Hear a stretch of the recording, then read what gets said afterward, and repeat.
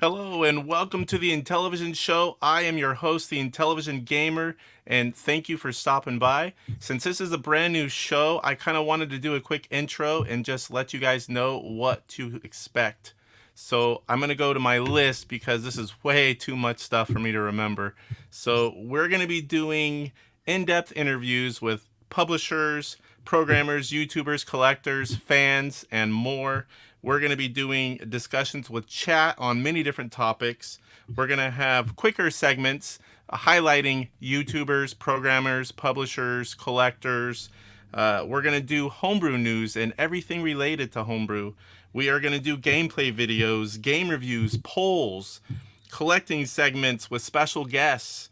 We're going to do high score game challenges, either with guests or with chat. We're going to keep you up to date on everything Intellivision. We're going to show you the homebrews. We're going to tell you when the podcasts come out. We're going to show you cool new products. And we're going to show you all the information from game shows like PRGE and other game shows throughout the United States. So we also have some things set like with CMart. We're going to do Stumping CMart, where you show us something you think is really rare that he doesn't have. We'll do a quick video on it, and he will do a reply video. And if it's something he doesn't have, he's going to offer to buy it, and you get to accept or deny and haggle with him, whatever you want to do. We're going to do a lot of fun stuff. I hope you guys enjoy the show. Sit back. It's going to be a good one. What is going on, everyone? Thanks for stopping in. I wanted to do that little bit recorded because it was a long list and I didn't want to screw any of it up. But we've got a pretty good show for being last minute this week and already got a good number of people coming in. Thank you, guys.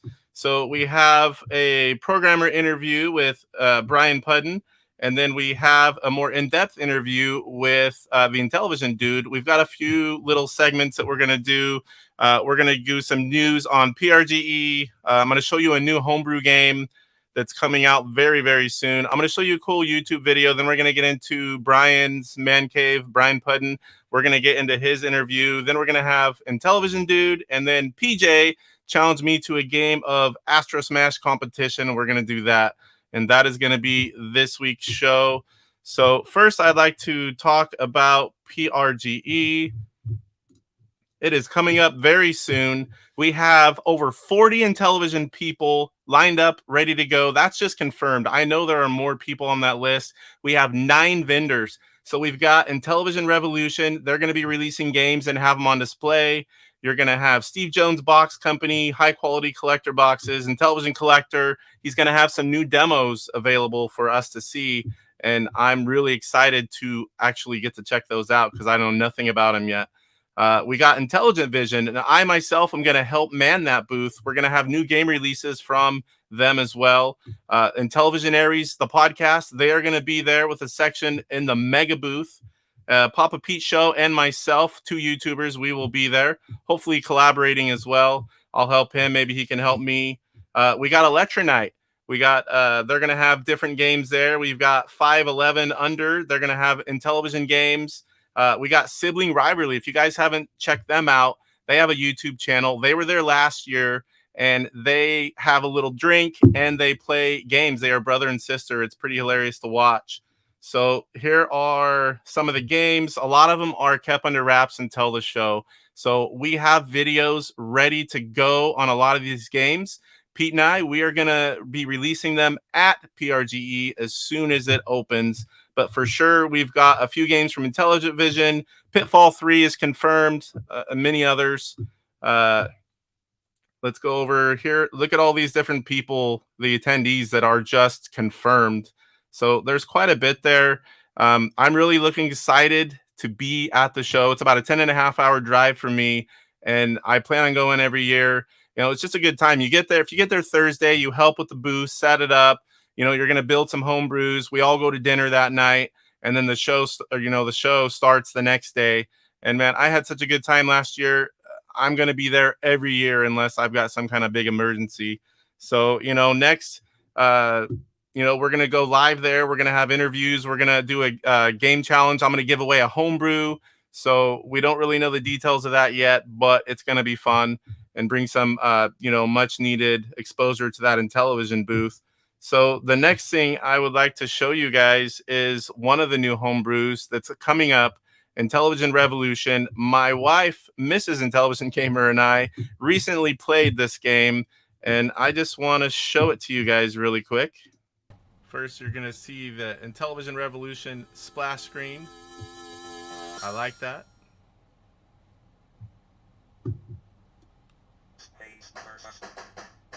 This is a game that utilizes the IntelliVoice. We are going to play two-player versus game. Brandy's going to be on top, and I'll be on bottom. Here we go. So we just try to shoot each other like a Pong game. Combat, I guess. It keeps stats, different levels.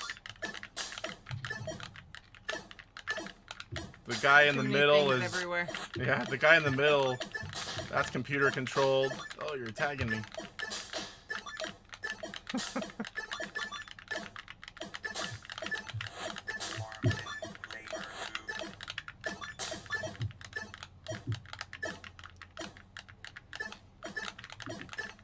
So you can play this game by yourself against a computer, or I exploded. I got you.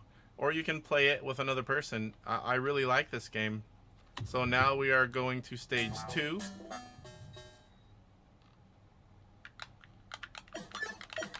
It's hard to focus on which way you're going when everything else is in between us. Yeah.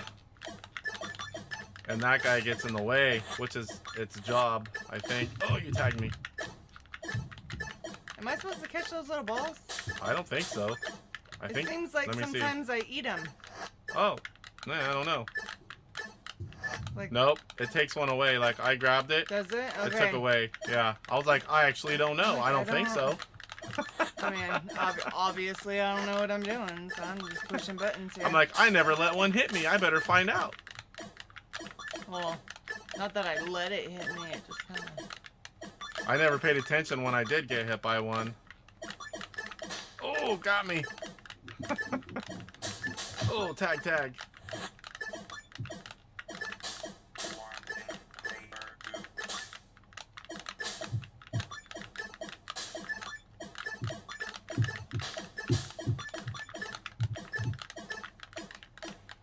Oh, gotcha. All right, so there is stage 2. You got me a little better on that one. Yeah, this one you got. I don't know if there's auto fire. Let's try. No, it's holding this one, doing the. While the video is playing, I'll go through chat. Hello, PJ. Welcome. Oh, this is the bonus. Pierre is here. Thank you, Pierre, for showing up. Brian's Man Cave. Thank you, sir. Hello, Michael Hayes. And each other. Salvador, one of the horse racing multi-time champs.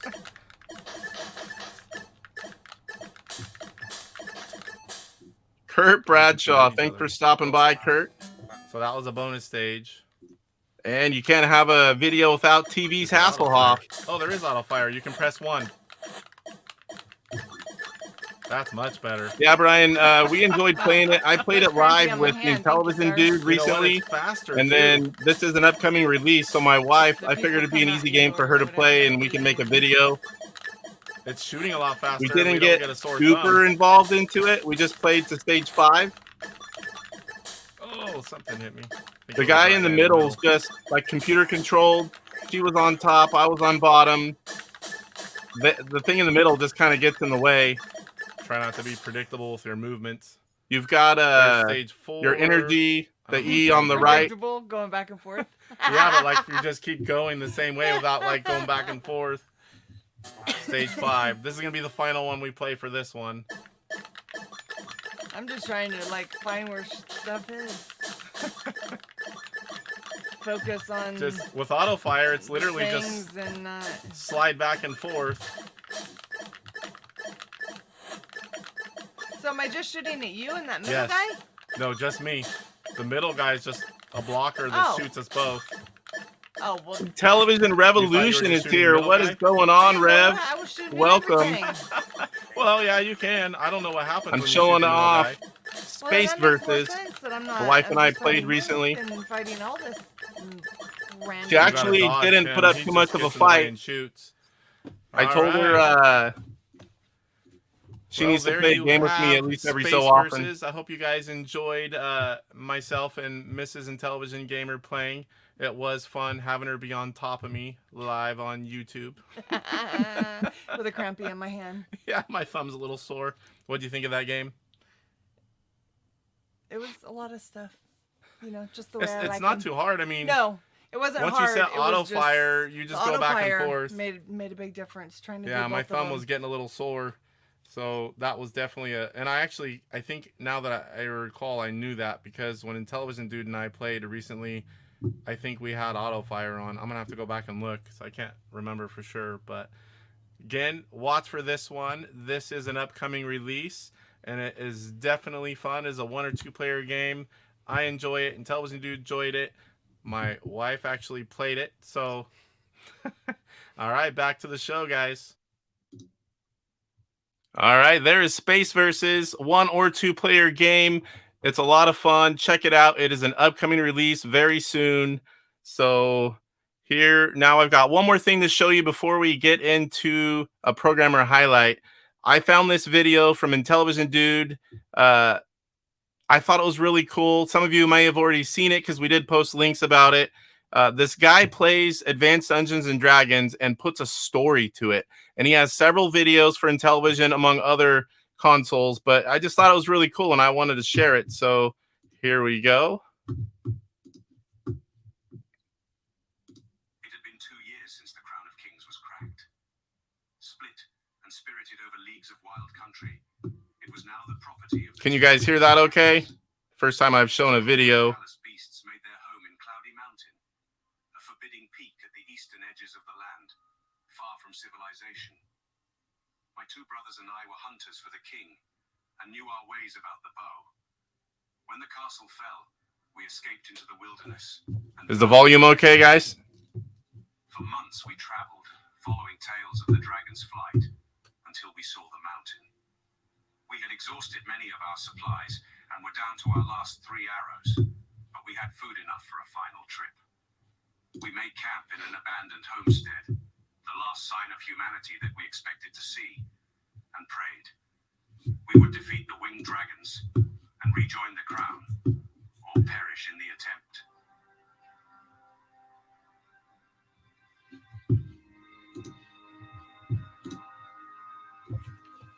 Yeah, this was a very cool video. Sorry about the volume. I'll have that fixed by next time. My speakers in the mic aren't just jiving. Surely they sleep contentedly, caring not for the disorder they sow. Thus did honor drive us. But you can see the guy that posted it right here. I will throw a link in afterwards. Go give it a watch. I'm just going to show a quick intro here. You kind of get the idea. We're going to go to where he plays the first little bit, and then we'll skip out. I'd never seen anything like this for an Intellivision game, and I thought it was shareable for sure. With no guide to aid us, we could only explore for ourselves. And so we came to a cave where boots had once tread. Here, said my brother, there is little risk on this path. You speak in relative terms, said I. I received a grim face in response. I expect only rodents await us here, my brother replied. Would you prefer something worse? What could I say? We had made our choice.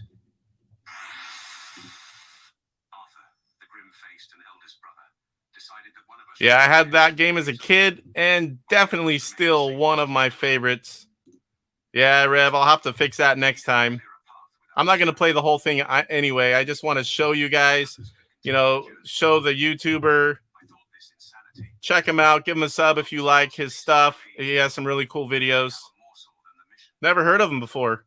Intellivision Dude sent me this video, said, hey, check this out. This is pretty cool.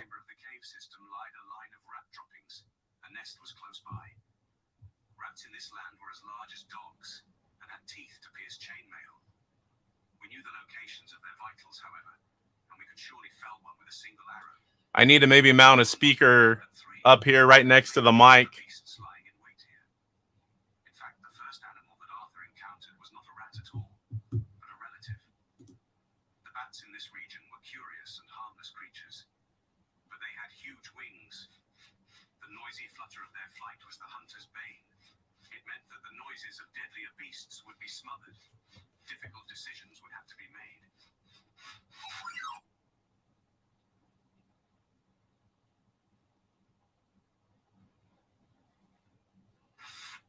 Then came another sound, one far more menacing than wings. The great red snakes were thick with muscle and they moved swiftly. There was no certainty in a direct fight. 2 arrows would be needed to slay one, preferably from an unseen position. Arthur chose to circumvent this danger and preserve our ammunition, if possible. It was a wise choice, for in a cramped nook, he came across a quiver laden with arrows. It seemed that we weren't the first to challenge the winged dragon. Yeah. After all. They take your arrows, right? If I remember correctly. It's been a while since I played. Them to our count.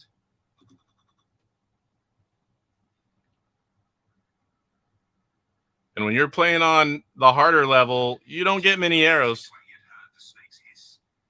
With silky silence that an assassin would envy, he drew an arrow and knocked it to his bowstring. He wanted to loose into the darkness to surprise the serpent where it lied. Oh, the spiders take the arrows. Okay. Carefully, and with some hesitation, he advanced. Nothing. Nothing was there. But the hiss continued. He'd only drawn nearer. All right. This is a really long video. I just wanted to show it to you guys. We are going to move on again. Check out, what is it, Les Vendor? You can see it right there. YouTuber.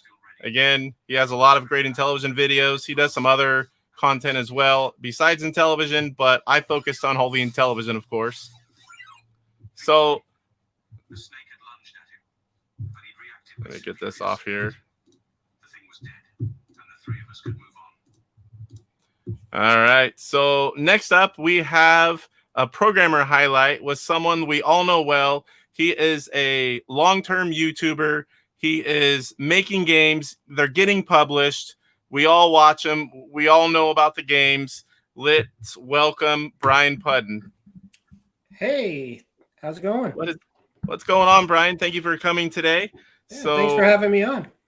I wanted to, you're someone that I've watched since I first came back, and I enjoy all your videos. And then it was a double-edged sword for me because when you started programming television games, something I love, you also were making a little bit less videos. So I'm like, hey, where are all the videos? And then it came out that you were making games. And I'm like, oh, well, okay.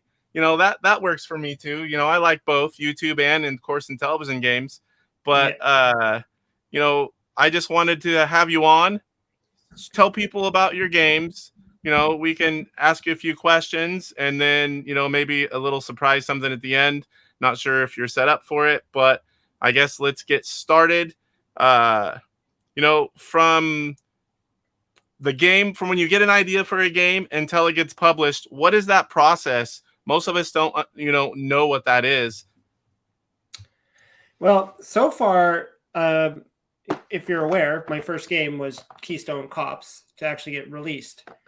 And when I first started programming it, I wasn't actually thinking it was going to get published. And in fact, I didn't think any of my games would get published because I was literally learning, well, I should say relearning how to program. I used to program a long time ago, back in like my college days. I was programming in like other versions of BASIC and also in like things like Flash for the web, like websites and stuff, and Director. So I was doing a lot of programming back then. And even then I was programming like retro games to work on the old on the computers. And so I kind of stopped after a long period of time. I didn't do any programming. And then I saw this book, Programming Games for the Intellivision, Oscar Toledo G. He was advertising it. And I thought, you know, I wanted to learn programming again. It was something that I used to I enjoyed as like a hobby. I'm not the greatest programmer, but, you know, I'm okay. And so I thought, you know, I'll give it a shot. I actually wanted to start off learning how to make games for the Atari 2600. But when I saw this book, I'm like, no, I got to try this. And so I reached out to him and I said, hey, how hard is it to learn?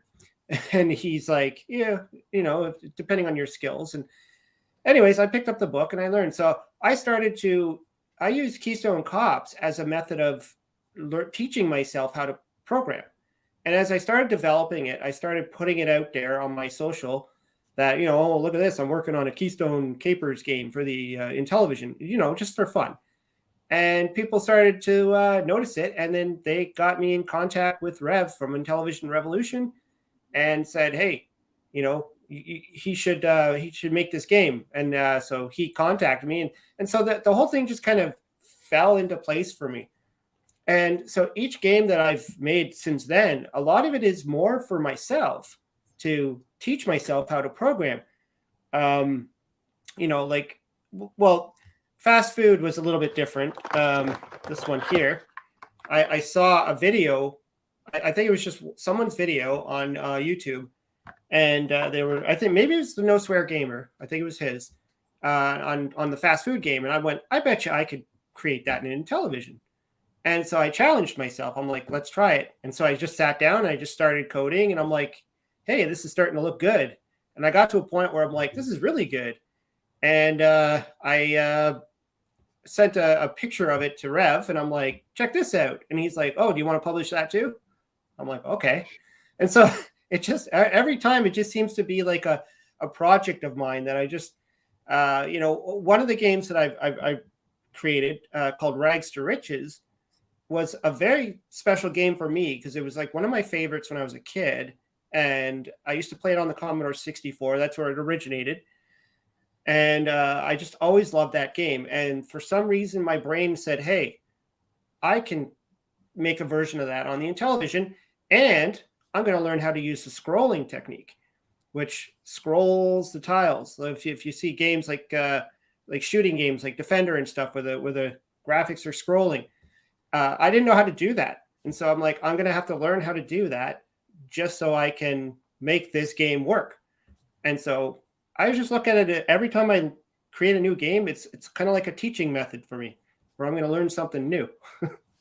So there's really no special secret there. It's just, I just think of games that I think would be cool and that I could learn something while I create it. Yeah, that's really cool because, a lot of people, we don't know the whole process or how that works. And I know it's not easy to program a game, but I have that book as well. But unlike you, I just bought it because I'm a collector. You are actually capable of making games. I wish I could do it. No, which games, for those of us that don't know, do you have fully published, complete in box so far? Just these two. Yeah, Fast Food and Keystone. And where can we buy them complete in box? So Keystone Cops was it was on the Intellivision Revolution site for a bit, and I believe it sold out. I'm not sure if Rev has plans of making any more of it, but the ROM is available on Intellivision Collector, so you can download the ROM there. And Fast Food, as far as I know, was only debuted at last year's Portland Retro Gaming Expo, where you could only buy it there. And so far, it hasn't gone for sale, as far as I know, anyways. So, so those are the only two right now that I've created, but there are a bunch more that are coming. There's a bunch from Intellivision Revolution. There's going to be one from another homebrewer, and there's going to be one from the immortal John Hancock that I programmed a game for him as well, which will be coming out next year. Sweet. So do you have any ROMs besides the two that are on Intellivision Collector? Are there any other ROMs available or they're upcoming? Yeah, no, those are the only two that are available right now. I kind of gave away a ROM, my perfect game, Perfection, which is, that game where you put the little shapes into the thing and then it pops. So that was probably like my very, very first real working program that I worked on. Again, it was done for teaching purposes. I actually created that game in a different software a long time ago as a school project. And so I thought, hey, I wonder if it would be possible to make this in Intellivision. And so, I mean, it's a very basic game and there's not a lot to it. And so I thought, hey, I'm just going to give it away. So I just I put it up on the Intellivision forums in the Atari Age. There's an Intellivision programming forum, and I put it there. I think I shared a link to it as well. But yeah, that's just a free one. It's not really a great game. I mean, it's like very basic. You just grab a piece, you put it in, and you try and beat the timer. And if it doesn't, it pops and blows everywhere. And so Yeah, I remember watching your videos when you were first working on that. I was waiting for it to come out. I don't think I saw that in the link to grab the ROM. I'll have to check that out. Yeah, I probably should share it again. It's literally just sitting in the forum, like, because I'm always in the Intellivision forums because on the Atari Age site, because all the programmers are there. Oscar is there, for answering questions and just new people coming into the hobby of programming, and it's just a great place. Like, I mean, I learned a whole lot of stuff just from being in that forum alone. And whenever I get stuck on something where I'm developing a piece of a game and I can't figure it out and I don't know what's going on, I'd always just throw it in there, and it would, somebody would just answer, or a bunch of people would answer, and sometimes they'd be like, "Oh, put your code in here, we'll look at it." I wouldn't have got anywhere without that forum. So that did a lot. Yeah, the Intellivision section on Atari Age is great for all of us, for programmers, publishers, collectors, just fans looking up information, getting ROMs. I mean, it's like, I love that place. I've been there a long time. Recently, the last few years, I've been a subscriber, and you can really find everything you want, not just in television, but any console, old computers. Yeah, it's really great. So, are there any games that you're working on that you are able to talk to us about, or are they all hush hush until they're out? Well, a lot of the games I actually already spoiled essentially on my channel. Every once in a while, I would throw out a video, be like, "Hey, look at this! Look what I'm working on now! Look at this!" And not all of them are going to come to be, maybe, but yeah, you can see a lot of them there. There's some of the games I got to a point where I was starting a project, and then I would stop and start another project, and then I'd start another project, and I'd start, and then some I'd go back and complete it, and then others are like half completed. And so, like, games like Space Taxi, I have about, I don't know, 9 levels completed, and so I don't know where I'm going to go with that. I don't know how many levels I'm going to be able to pull off on it. What else is there? There's even some very, very early projects like Tapper. I started creating a Tapper game, and just to see if I could do it. It was really just it doesn't exist yet. At least I haven't seen it anywhere. But yeah, it's just like, let's just start mocking something up. One that I started to work on, I think I got a grasp on it, got like the code going and stuff, but I need to actually develop the game, is Venture 2, or what I'm calling Winky's Quest. Now, because I'm aware there's a Venture 2 for the Atari, I think, or something, where somebody just kind of like hacked the ROM.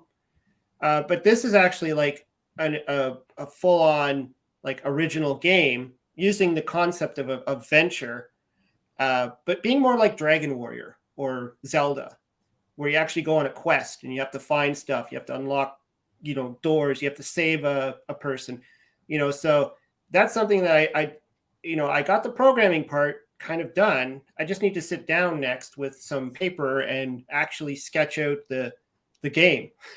what enemies are going to be there, what's the the dungeons are going to look like, and all that stuff. So I really have to sit down and actually make the game on paper, because so far all the games that I've been creating are games that are already done, essentially, right? Like Keystone Cops and Fast Food. A lot of the games that I've done are all just kind of like ports. And I thought, oh, I need to start making something that's a little bit more original. Even though I'm using the concept from a previous game, this is going to be like, it's using the characters and stuff, but it's going to be my own game. So that's when I'm kind of excited, and I just want to find the time to do it, to just sit down and create the game. And, once I get to that point, then I can go back to programming it, and hopefully we can one day see that game come to fruition. So whenever you're working, I know you have a lot of different games in progress. So do you just get to where you don't really know what to do next and you'll move on to work on another one? Or what's the hurdle there that makes you jump around? You get bored with one and you move over? Do you get stuck? Yeah, it's a number of things.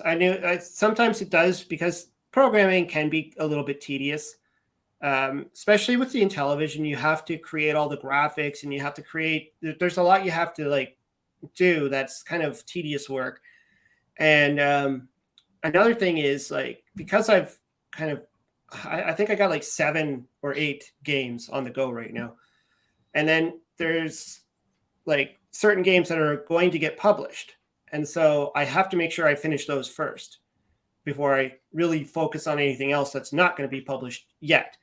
And so, like, and then there's other things, like with the game I created for John Hancock. He just contacted me and he's like, "Hey, I have this game that I have on other systems. I'd like to have it on the Intellivision. Would you like to create one, a version of it?" And I'm like, "Yeah, sure." So I started working on that, and I got the game pretty much completed. I just need music for it, but other than that, I mean, the game's ready to go. But that just, I stopped everything else and I started working on that game. And then, for Portland Retro Gaming Expo, there's a bunch of games that Rev would like to put out. And so, I have to go back to those games. And then I'm working on another one for another company. And that one is like a game that I started working on that we're now changing. And so I'm kind of working with them. And that, I don't know if it's going to be released this year or not. We're still kind of, it's a team of people working on it. And it's a game that I already created, but we're changing the title, changing the graphics. But the gameplay is going to be the same. And so there's all these things that just kind of pop up all of a sudden that just kind of take my attention to somewhere else. And then there's my brain going, "Hey, I want to do this or I want to do that." Like, I was even looking at like some other games like Rampage. Like, that's not on the Intellivision yet. Why not? Is it possible? Could be. That type of thing. So my brain's always I imagine too, like when you're doing a lot of the tedious work and you work so long on one game, it's nice. It's like a break or work on something different. Yeah. It's like, I imagine it's like, I don't program, but I imagine it's like playing the same game every day. You want to do different things and different, you don't get stagnant. It's kind of like cleaning your palate in a way. Yeah. It's like, the thing is though, the only downside I think is, for me, I try to make as many comments as possible. So when you're programming, you can put in comments where it's like a piece of code that doesn't actually go anywhere. Like, it's just there for the programmer to read it. It doesn't actually compile or go into the game or anything. And you put those in there to kind of tell you what certain pieces of code are doing.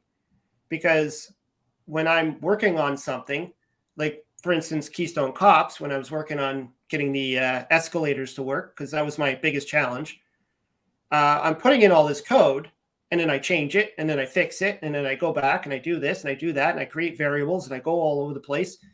And if I don't put in little comments as to what this little thing is doing, if you go away from it for a while, say a couple of weeks or a year or something, and then you come back to that, you're going to be like, "What the heck is this all doing?" Like, it's just gibberish to you, right?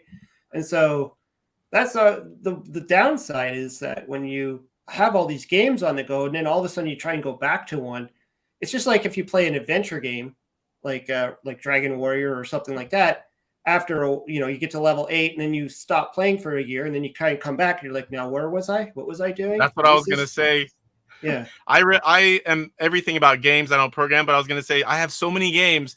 I'm like, I'm going to beat it this time and I'll get really far. And then life happens and I stop playing it and I move on to a different game and I come back. I'm like, "Damn, I got to start over now."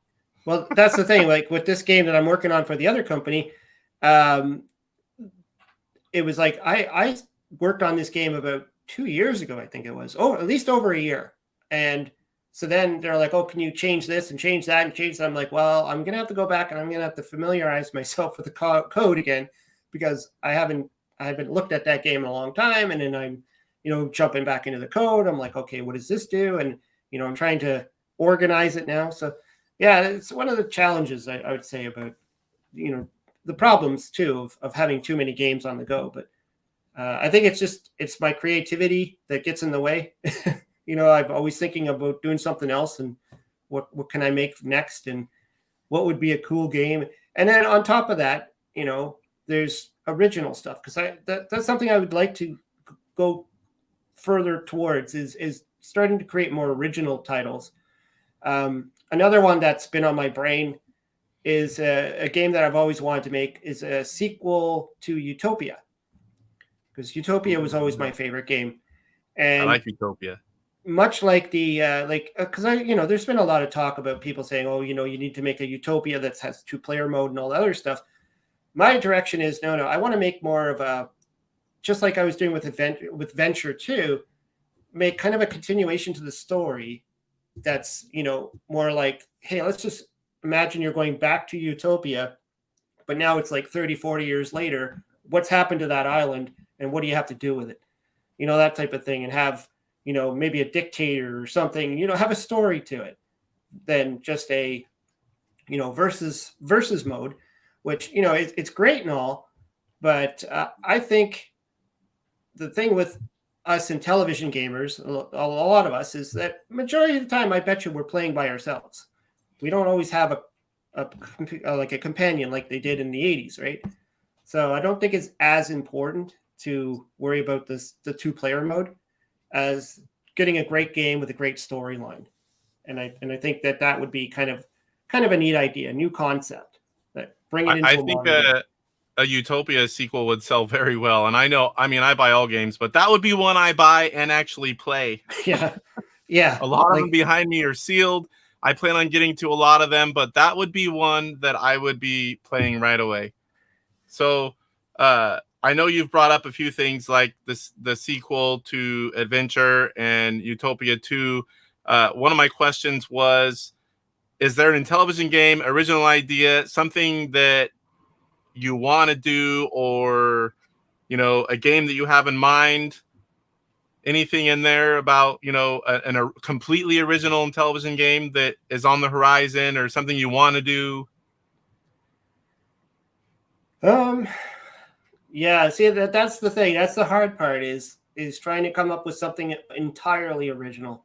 Yeah, it's much easier to come off another one and make an original game based off another game. And you do a lot of learning. Like a lot of your games, like you said, you're saying, hey, I wonder if I can do that. And you're learning, and then you end up with a game. So, yeah, well, it takes when you're doing a port, you don't have the burden of trying to figure out the game itself. The game's already designed. So I can go on YouTube and I can watch people playing it, like a playthrough. Like one game that I was thinking about how would it work if I were to make it was Impossible Mission for the I played that on the Commodore 64, and I thought, how would that work on the Intellivision? Could it work on the Intellivision? And so if you're going to do something like that, it's good to know how the game already looks and how it plays. And even Space Taxi, for instance, like I would go on YouTube and go to somebody who did like a full-on playthrough, and then I got every single level there, and I just have to take that and make a screenshot of it and then create the level. It takes a lot of the burden off of the programmer when the game's already done. But much like I said with my Venture 2 idea, this is a brand new idea, new game that's going to be something I'm going to have to not only program, but I have to sit down and spend the time designing the game, making it work, make it fun, make it challenging, but not too challenging. That type of thing. I have to know where all the rooms are, where all the items will be, where the enemies will be. So it's more work on the programmer, because I don't have somebody that I'm working with on it. So I think it's just, and if you're a brand new programmer, like I said, I started off learning, you want to focus more on the code and how it works than anything else at the beginning, because it just makes life easier for your brain. Well, it's nice that you're able to focus on the programming side, and guys like Intellivision Revolution, they kind of take care of everything else, right? Like you don't have to worry about overlays, manual, box, getting it out. You just make the game and make a deal, and they do the rest. Is that how that works? Yeah. So when I first started talking with Rev, he asked me if I was I thinking of self-publishing, and some other people were asking that too. They're like, "Are you going to want to self-publish?" And I'm like, I don't even know the first thing about that. I don't know anything about putting a game on a cartridge, a shell, putting it together. I don't know anything about that. I probably, if I put my mind to it, I probably could design my own manual and overlays, because I do graphic design as a career. So I probably could figure it out. But that's not something that I'm fully interested in doing. I'm more interested in getting the game working. And there are other people involved too, because like for Keystone Cops, I pretty much the entire game I did myself. I did the graphics, I did the coding, I did the music, and I had to learn how to do the music at the time too, because at first I didn't have any. And then Rev was like, "Oh, get some music in there." I'm like, "Uh-oh." I grabbed my book. I'm like, "How do I do music?" But now I'm starting to say, like, let's reach out to the people, the pros who know this stuff. And so, like Aiden Toledo, Oscar's brother, he's really good at the music stuff. So Yes. reach out to him, and he will make the music, and then I'll just input it into my game. For the other game that I'm working on with the other company, they got the graphics guy doing the graphics, so they look really, really good. My graphics are okay because I don't spend a whole lot of time on it. I'm trying to improve my graphics, but I'm not at that level yet. And so, it helps to have other people working on the project, because you think about any big games, there's always a list of people involved in it, right? It's never just one guy doing everything. Yeah, it takes a team. Yeah. So, in the beginning, the first few games I had to do it all myself, but now I'm starting to be like, well, rather than trying to figure out this music and sound effects and all the, like, sound effects are always a challenge. And as much as we have tools and stuff to try and help us, but it takes some of the burden away, and hopefully allows you to put things together quicker and get it on the shelf, kind of thing. Yeah, you can focus on the games, and someone else focuses on the other side of it. Yeah. And there's always people requesting stuff too, right? Like I've had a few people ask me, well, can you make this game or that game? And it's like, well, that might be fun, or maybe I can pull that off. But I know Rev really wants Donkey Kong 3, and I started working on that. So it's just another project on the belt. I really like the sound of that one. Yeah. That one's another one that I've been working on. And again, a lot of these I show on my channel. So when I start working on a game, when I feel like I'm at a confidence level that this is going somewhere, I don't want to start showing stuff that I don't think I'll ever be able to pull off. But, I feel like there's a confidence here that this is starting to come together. Then I'll put like a little 1-minute snippet of the gameplay or something like that, like whatever's programmed, of course. And, a lot of it will probably change, but like if you watch some of the earlier, I think I did a few earlier videos of Keystone Cops where the graphics were a little bit different, and, before I finished the game type of thing. So yeah, you can see those type of things. So I have a question for you. ROM hacks, like right here, Salvador. I do a horse racing live with chat plays. So what about something like adding more betting lines? Like right now, it only goes to 6. Is something like that fairly easy to do, or is it complex? Making it where eight horses could, or 8 people can bet. So he's talking about actually hacking the game, right? Yeah, just the same game. Instead of 6 people being able to bet, making it, I think 8 would fit. Well, I think for that, you have to ask the people that really know hacking. Yeah. Like Michael Hayes, he knows that stuff. The thing is, with my programming, I use so this book that I showed before. This teaches you INTV Basic, which is the programming language that Oscar created. But as far as like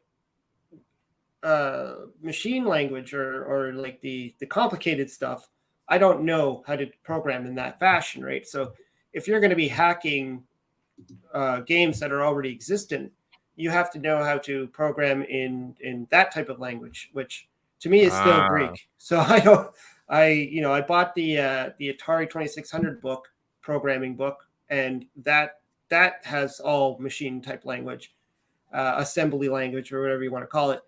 But it's still something that's very, very new to me. I've always just done basic programming. So most of my games I develop it from the ground up. Like even the Venture game, what I have so far, I recreated it. I didn't just take the original Venture and start taking it apart.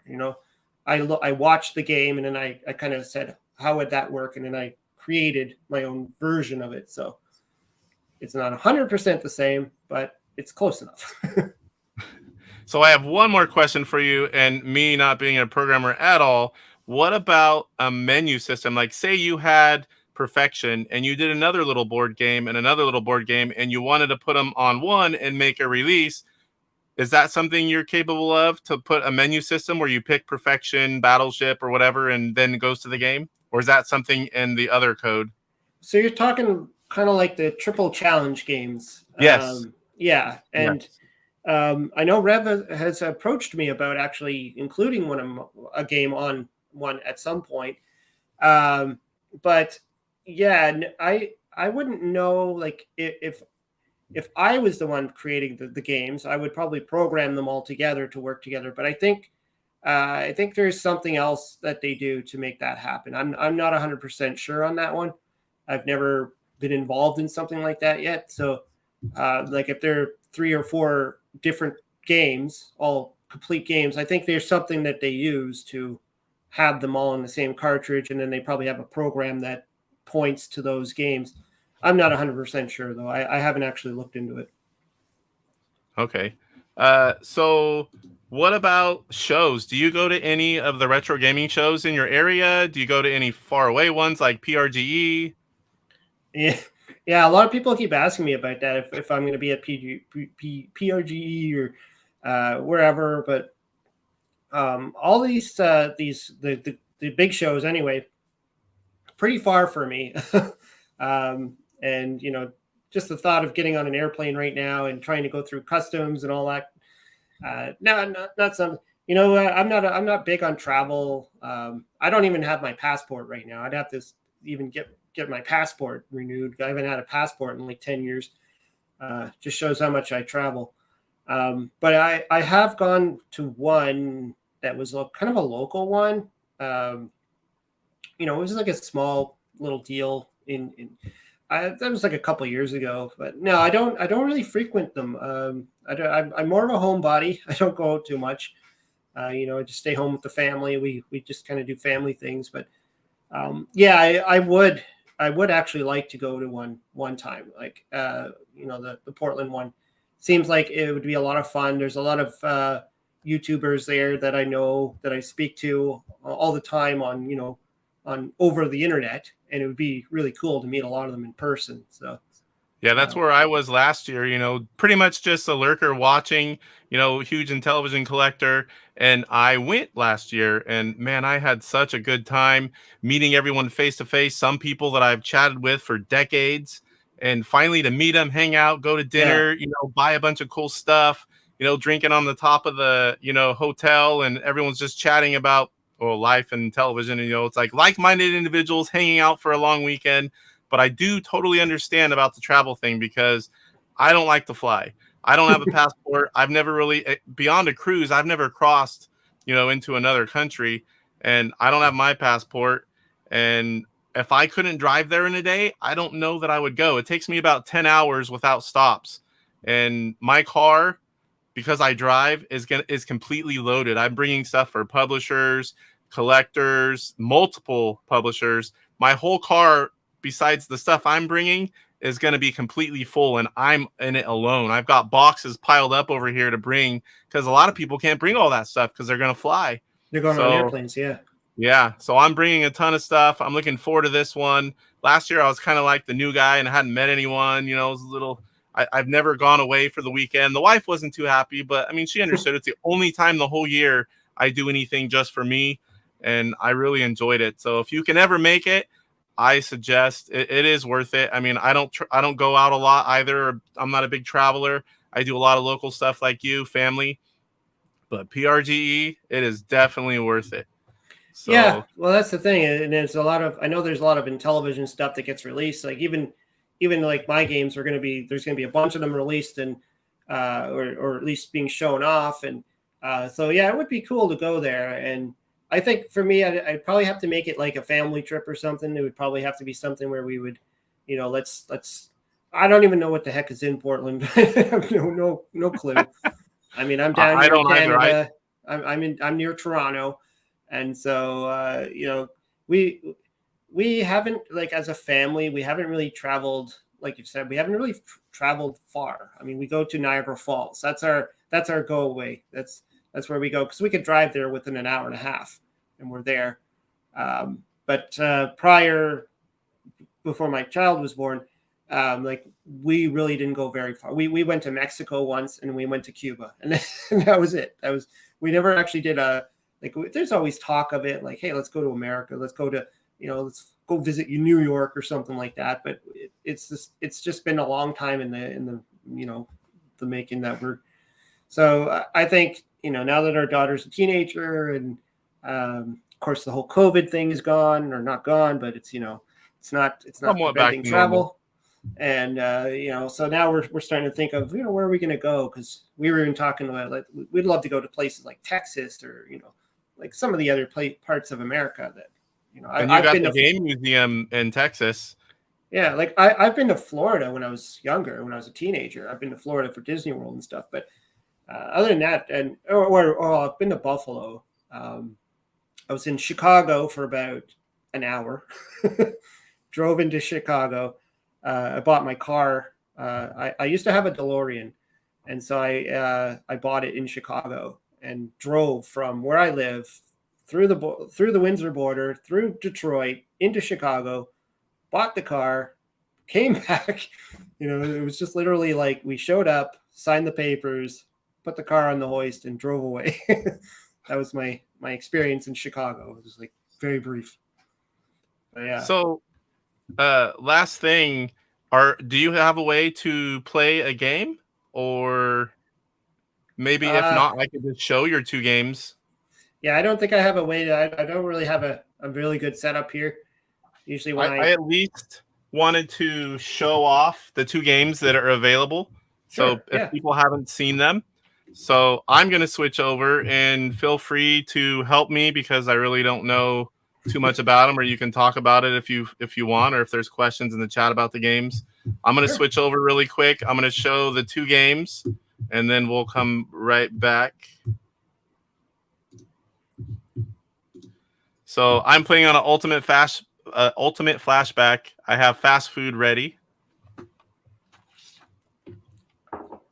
Brian's Man Cave. I wanted to screenshot that to put it on the YouTube thing, but I was running out of time. I was getting everything ready right up until the last minute.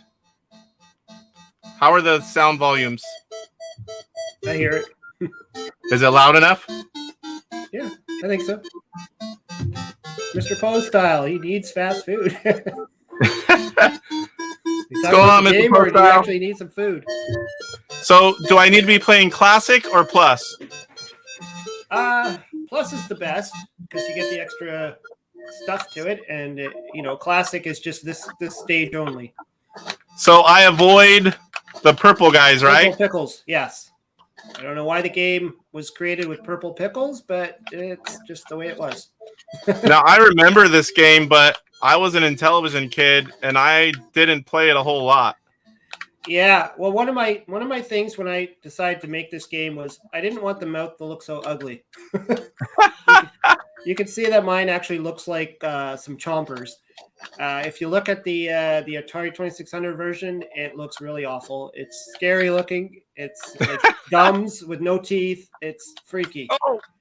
So my priority when I made this game was to make sure the mouth looks good. No scary mouse. And actually, when I first created this, it was just the original. It was just like the original game, the original 2600 game. and some of the testers were playing it, and their feedback was, it's okay, it's a fun game, but to people's standards today, they're going to expect more. They're going to expect a little bit more than just what you're getting here, because people are just going to be bored of it after 5 minutes and be done with it. And they started throwing out suggestions as to how I could, kind of pep the game up. And so that's why the Plus now exists. Is I came up with all these different things going on, different kinds of levels, I guess you want to call them. What am I doing here? Just dodging the pickles? You're just trying to dodge the pickles. Oh, that's not easy. You're going to get hit a lot, but as long as you're under, I don't remember now. Was it 30 or 40? As long as you're under a certain amount, you're fine. I was going to ask you on the other part for some strategies. For a while, I was just going all over the place, every direction. Then I kind of went up and down, and that seemed to be a lot easier. Yeah, not on this part, but on the other part. They just come at random times. Yeah, Michael Hayes thought they were eggplants. That would make more sense, actually. Yeah. Other than purple pickles, but hey, I didn't create the game. I just programmed it.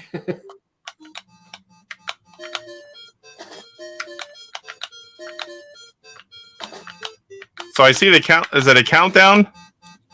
Yeah. That's a feature that I added to the game. Was a countdown timer. The original game doesn't. It counts down, but it doesn't tell you. It doesn't have anywhere the countdown. So that's weird. Oh, there it goes. I couldn't move for a second. Is it better strategy to go up and down or all over the place? It's really like this. Everything's coming at random. So those pills are falling down from the sky. So you got to be careful. There's one's a good pill and one's a bad pill, and it will stun you, and that's probably why you can't move. Oh, okay. I was thinking. I'm sitting here thinking, man, my controller is messing up right here live stunned. Playing the game. Yeah. So the white one is the antacid, which will help you, and then the I think it's the orange one stuns you. I like that. Except I had no clue, so I'm like, man, my controller is jacked. Yeah, that's what's happening. You kind of get so you got to avoid the white ones, or sorry, the orange ones. All right. Oh, and then another one came down and hit me right whenever I could start moving again.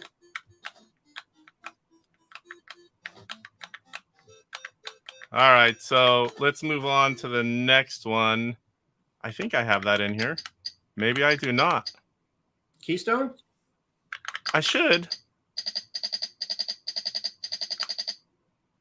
There it is. I was pretty sure I played it already.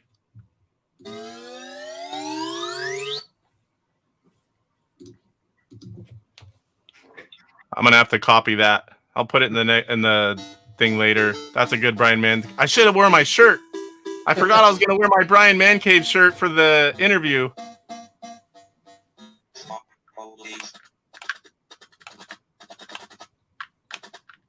Oh, I guess I need to jump.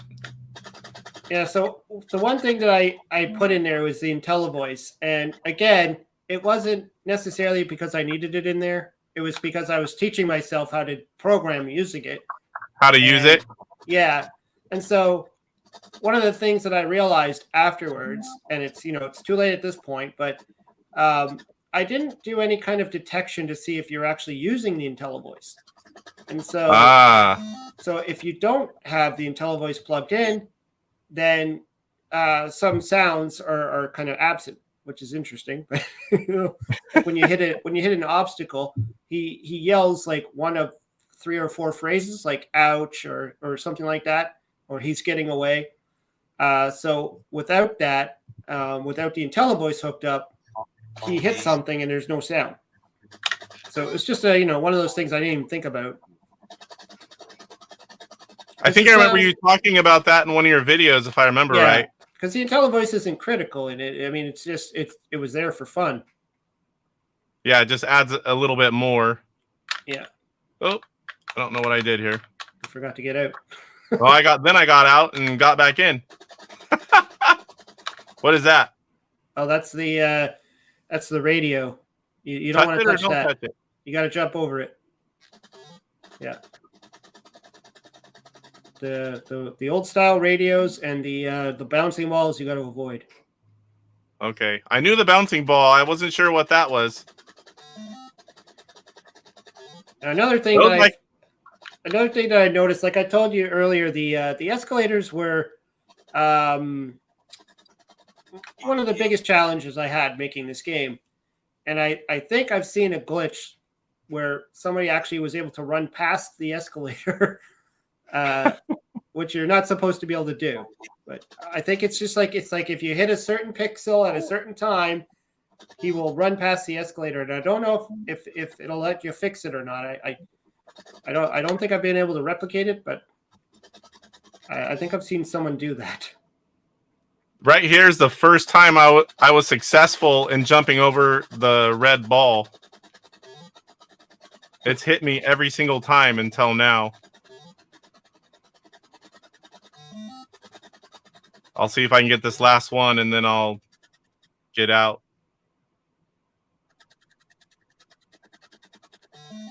I like the scene in the background at the top. Yeah, that's Toronto. I decided I wanted to put a piece of my, where I kind of live. I don't live in Toronto, but I'm on the outskirts of it. So I just thought it'd be fun to have the CN Tower there and the Sky Dome, it's called Rogers Center now. It's a nice touch. Now, I don't remember. Is this you?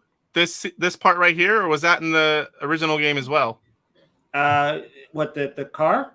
Yeah, that's entirely me. Okay, I decided to put in these extra screens, like these split screens. Yeah, the original doesn't have any of these.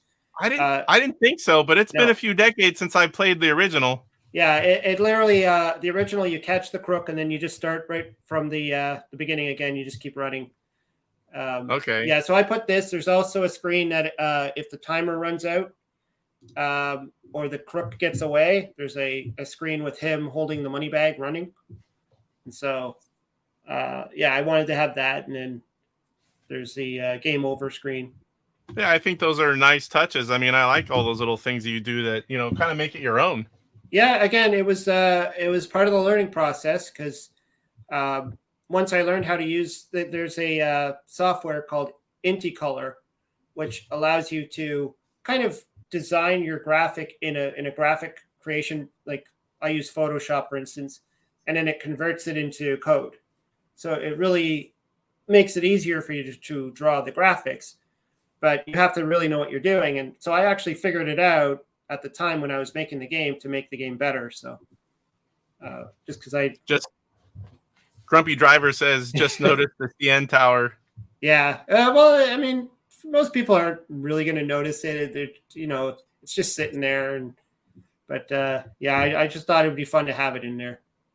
Yeah, that was fun. I mean, I remember trying it because I just recently got the ROMs and I don't play on original hardware yet.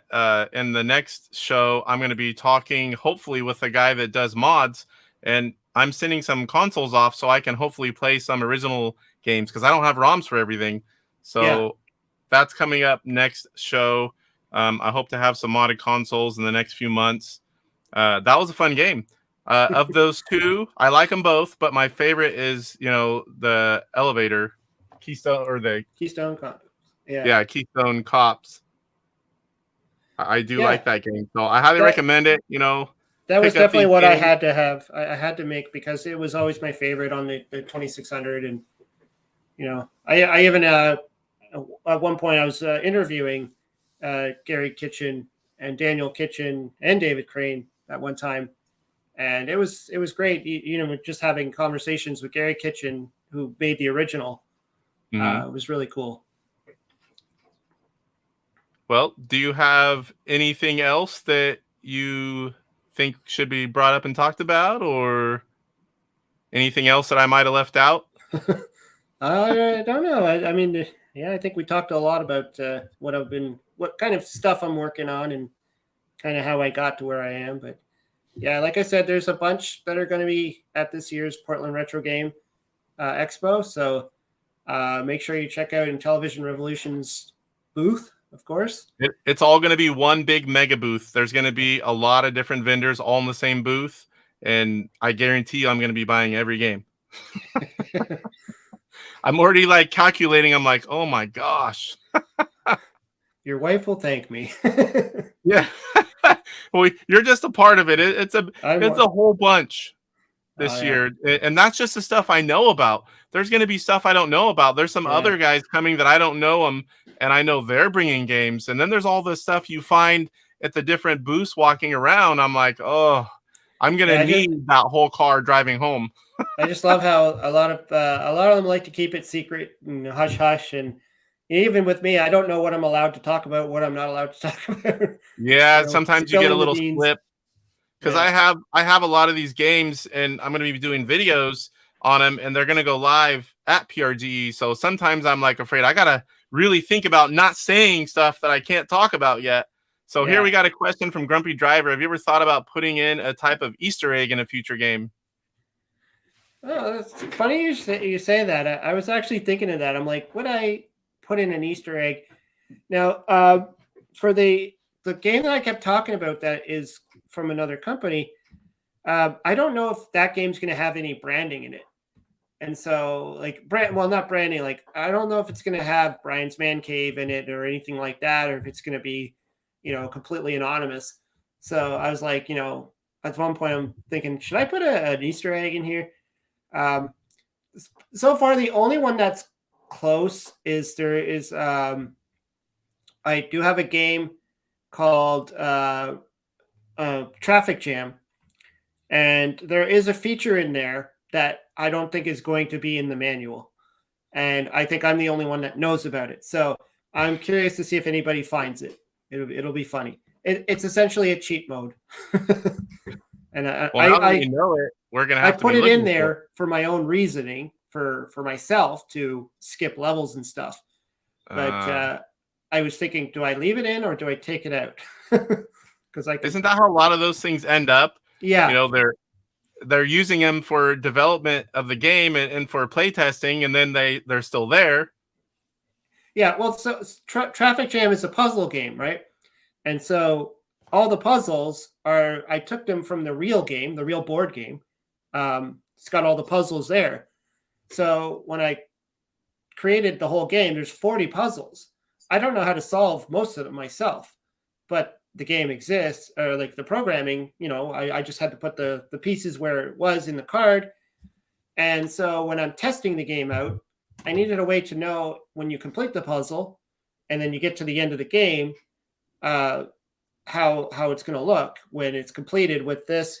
And so I had to kind of put in a cheat mode where I can skip the level and it would calculate it as completed.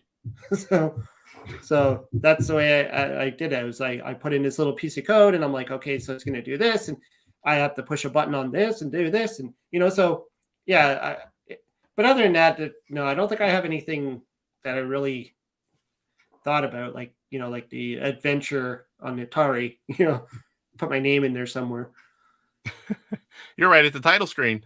Yeah. I mean, I understand that they did that in the past because they didn't get any recognition. So yeah, it was a way that they could get that recognition without being in trouble usually. Yeah.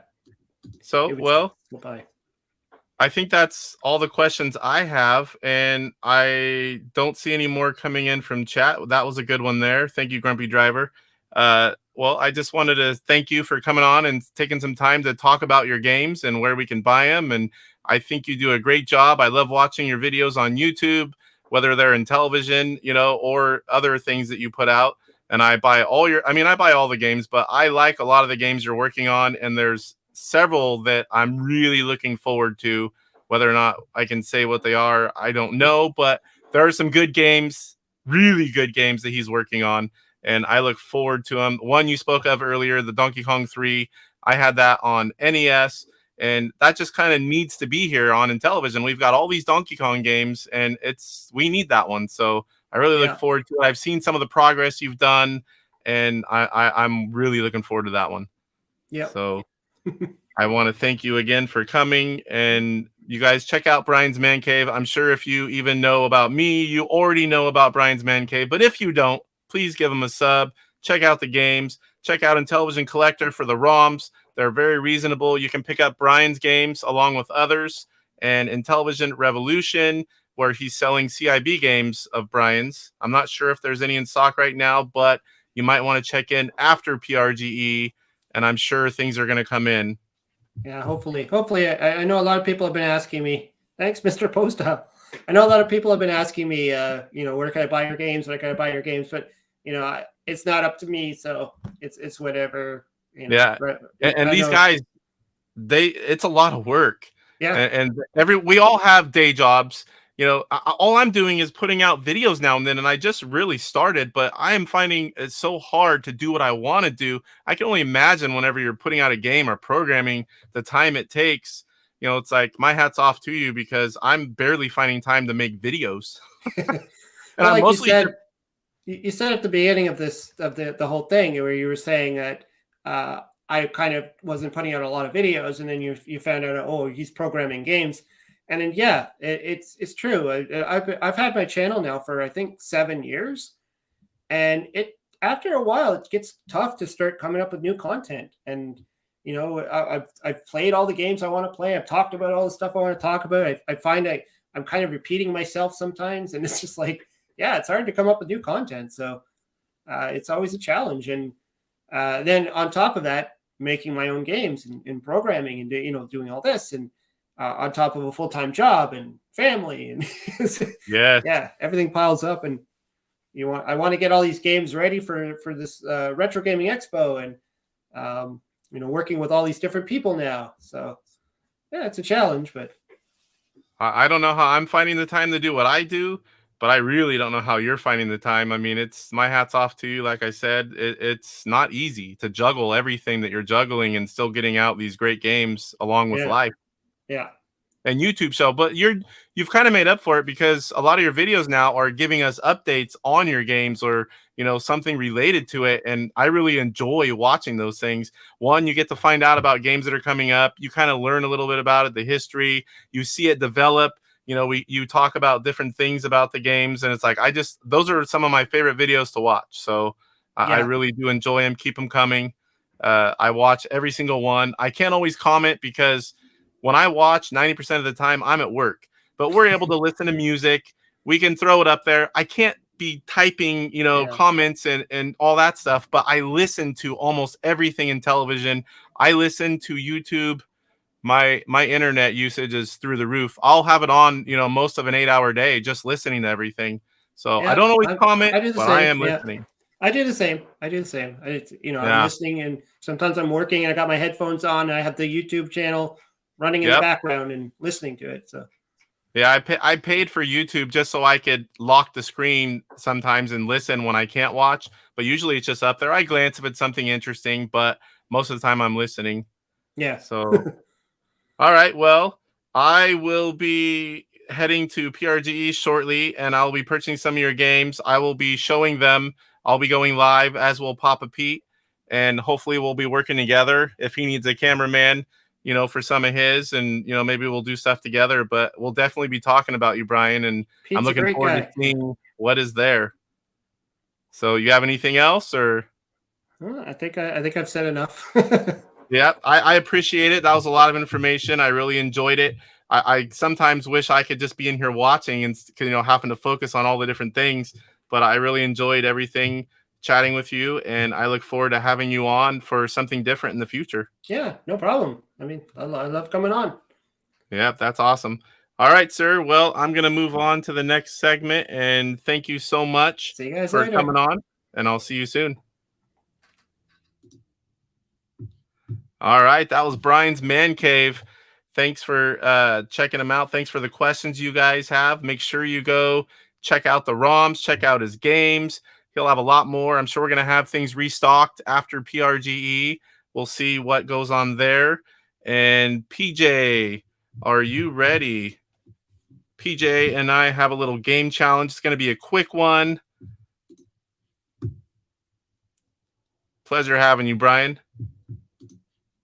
INTV Fun. I know who that is. He's got this new channel. Yeah, Brian's a good one to have on. He's the first one I asked, and I'm glad he was able to do it. I've watched Brian for years, watch all his videos, play his games. He's definitely, he's one of the community, and then he went to making games, so now he's on both sides. DJC. Hey, I know how it is, buddy. There's only so much time in the day.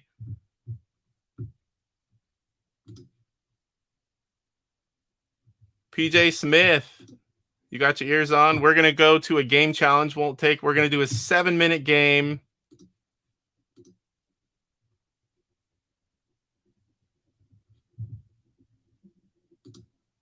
That's what I do on a lot of videos, DJC. I'll hit and miss, and then I watch the whole thing at work. Sometimes you guys start, and I'm watching, and then I have to go eat dinner, and the wife won't let me watch YouTube at the dinner table, rightly so. And if I do, the kids will be like, you don't let us have our iPads. You can't have yours. So then I'll come back afterwards. Thank you, Kurt. So now I'm going to go on. I got challenged at Astro Smash competition, 7-minute game challenge. In the future, we plan on doing this with 4 to 6 people. So if you have a game capture device, you don't need to be on camera, or you point your phone and play a game, much like Brian will at times. And if you know TJ, he plays like that. Let me know. Send me a message. Leave a comment. I'll add you to the list. And whenever we're going to do a game challenge, I will let you guys know the game. And if you can make it, we'll get you guys in there. Oh, you want in on this one? Are you ready to go, DJ? See? Or you mean in the future? We're going to do a 7-minute Astro Smash competition. Myself, PJ. I didn't have time to grab anyone else that is able to play games online at the moment. Everyone was busy. Mr. Posile says, I hide in the garage after dinner, then watch YouTube until my wife yells at me to go to bed. Yeah, my wife doesn't do that. I'll be up here going through video stuff, playing some games, doing things that I have to do in the background, and she just goes to sleep sometimes. She doesn't come fight me. Mike's Gaming Gala, what is going on? Happy birthday. I know it was yesterday, and I love that video you guys did, playing with the family, because that's really what games are about, playing with friends and family, and I love seeing kids play the retro games. My kids like them as well. I have dubbed my kids, they're coming up soon, the retro kids, where I'm going to play old Intellivision games with them. They actually like a lot of them. DJC, are you ready for that game challenge now, or are you talking about in the future?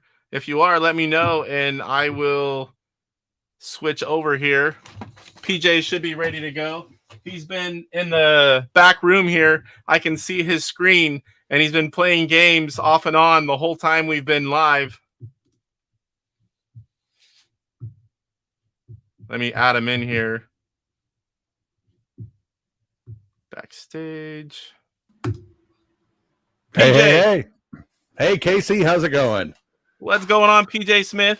A lot of you Not guys much. know PJ from all the different videos. He's always in the chat. Well, I had a couple hiccups here with my system, but I think I'm good to go now. I can't see your ultimate flashback, though. I see it in the back room, but I don't see it right now. Oh.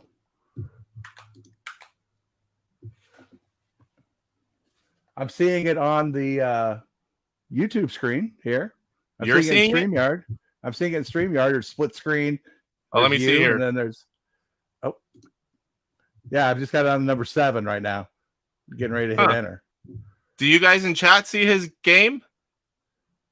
I see a black screen. Mr. Postile says, I'm actually watching this instead of making an unboxing video. My replicated Ghosts and Goblins came today. I actually have a ton of stuff. I've actually shot, I think, 3 unboxing videos that need to be edited and put out.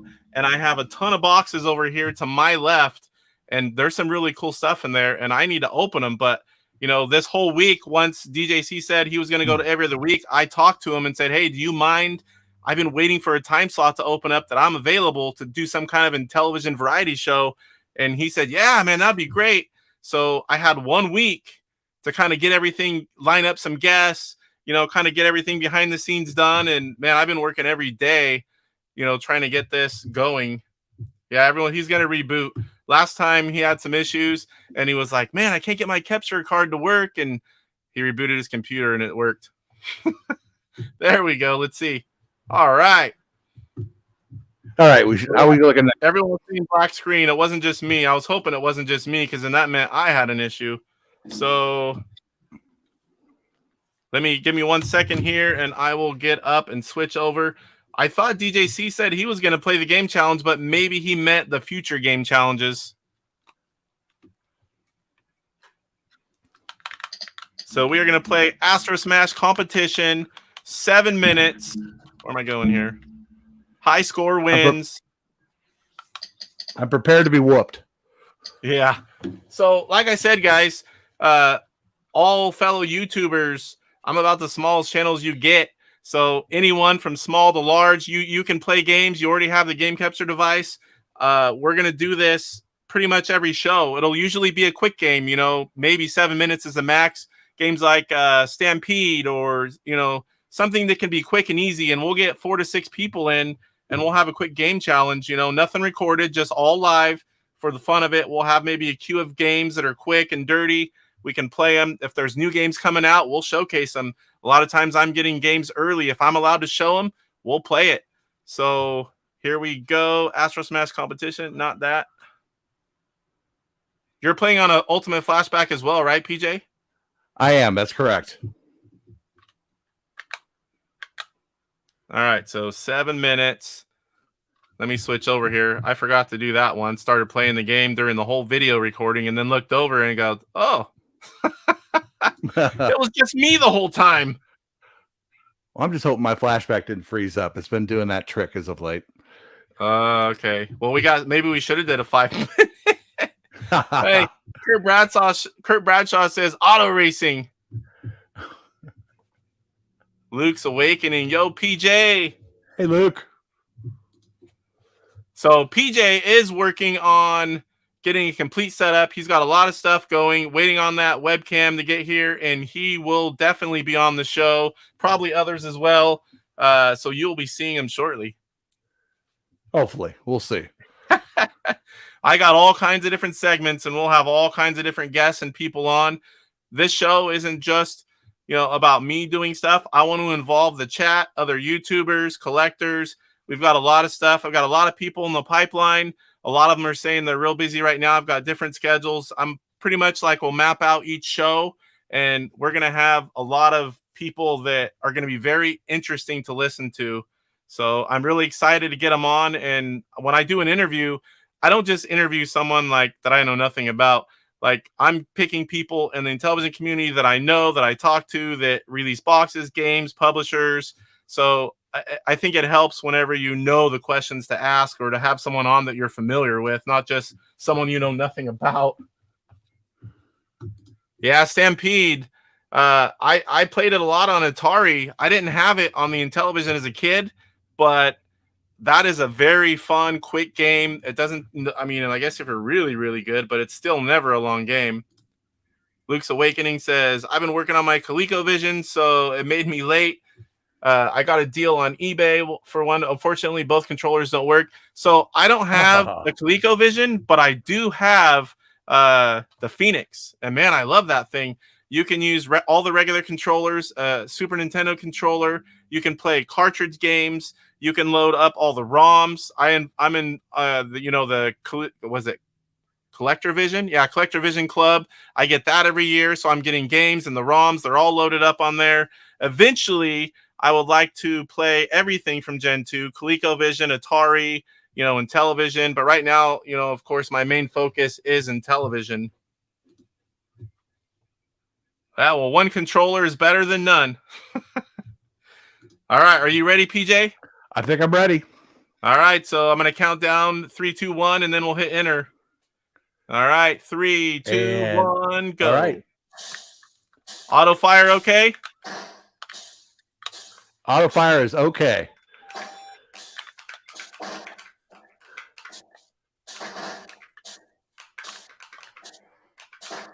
Why does it feel slow? I think does feel a little slow. I hit disc. Maybe it's just the start. I was showing Brandy because I have the Super Pro Astro Smash where you get to put what level you start on. You put whatever score you want to start at. And I put in 900,000 to show her what it's like. And man, you just last like briefly, like a half second, and you're dead. Well, that's why everything looks slow to you. Yeah, play that a little bit. Basically, what I do on that, just hit hyperspace a bunch of times. There is that AI program. It's so fast. There's that AI program video on YouTube where it shows it at, I don't know, like 10 million or something. It's crazy. Oh, when the computer was playing? Yes. It's fascinating to watch. That was crazy. I watched that too. I watched the first part. I fast forward to the middle, and then I watched when it got insane high. I'm like, wow, no human can ever play at that speed. There's no way. No way. When I was young, I want to say early 20s, my high score, and I have a picture of it, didn't do videos back then. I was at 800 and something thousand. That's my record, and I have picture proof, and I still have that TV for double proof. But I can tell you this, I cannot get even close to half that these days. Well, back when I had this, you had to take Polaroids of it. Yeah. I never sent in anything to the patches. I didn't know about any of that stuff.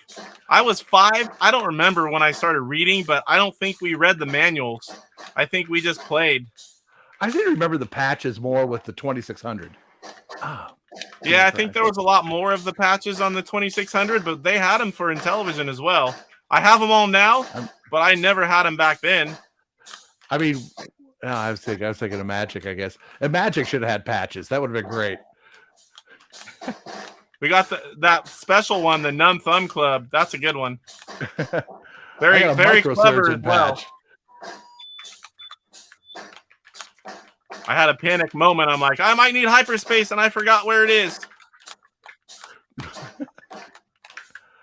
Yeah, I actually pulled out the overlay.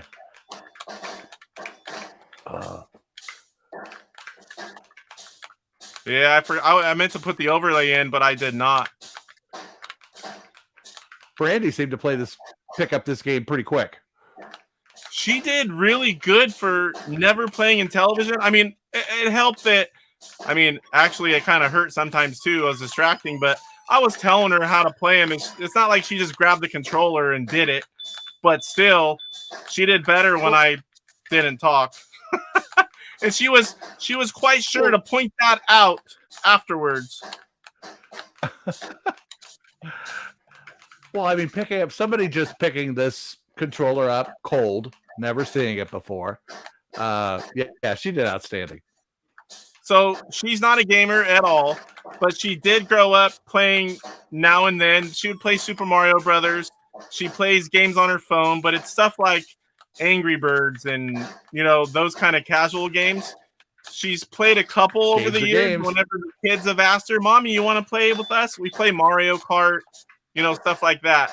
But she never played Intellivision before that. She doesn't know any of these old games, really. She's heard of maybe tried a Pac-Man, or she knew what Frogger was, but that's about it. And it's so funny because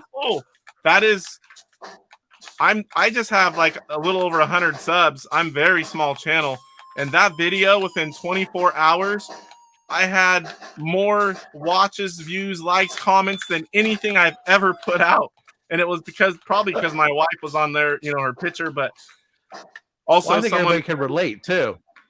Someone playing games for the first time, plus a girl playing games. I got to see how she did. Well, everybody's had that moment. Everybody's had that moment when they set their significant other down. It's like, hey, why don't you play this game with me? And sometimes it goes well, and most times it doesn't really go so well. Yeah, and sometimes when I first approached her with it, it's like, hey, I want to record the first time of you playing games and put it on YouTube. She's like, what? She's like, I don't know anything about, being on camera and playing games. And I'm like, you don't really have to do anything. It's just play and just pretend the camera's not there. Uh-oh.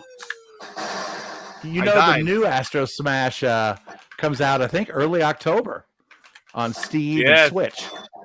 4 I'm players definitely going to be grabbing online. that. Yeah, I'd like to play this online, competitive like this, with both being on the screen.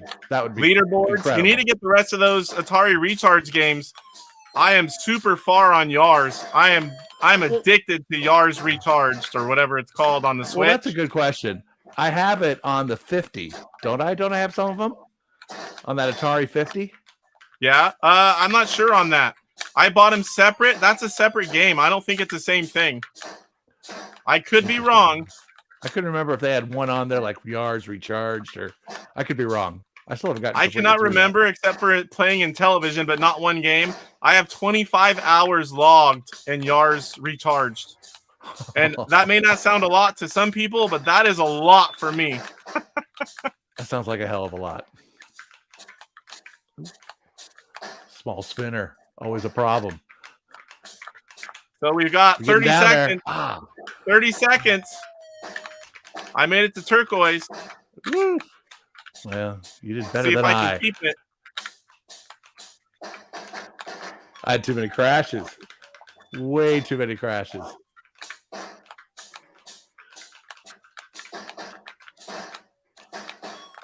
So what's the UFO level? That's this one. I'm on level 4, turquoise. I haven't seen one yet. 3, Oh, I'm not 2, going to see one either. 1. Holy cow. Wowza. 10,000 There we more. go. You crushed me. Oh, I'll All right, Venmo you your over. winnings later. let's see if I get the right camera. I just recently got a second Elgato camera, and they won't let at least I can't find it, how to name them something different. Like they both say the exact same numbers whenever I go to switch. Let me catch up That's on got to be in the chat software. here. That's got to be in the software. We got a lot of chat to catch up with. Wraps are at around 32,768,000.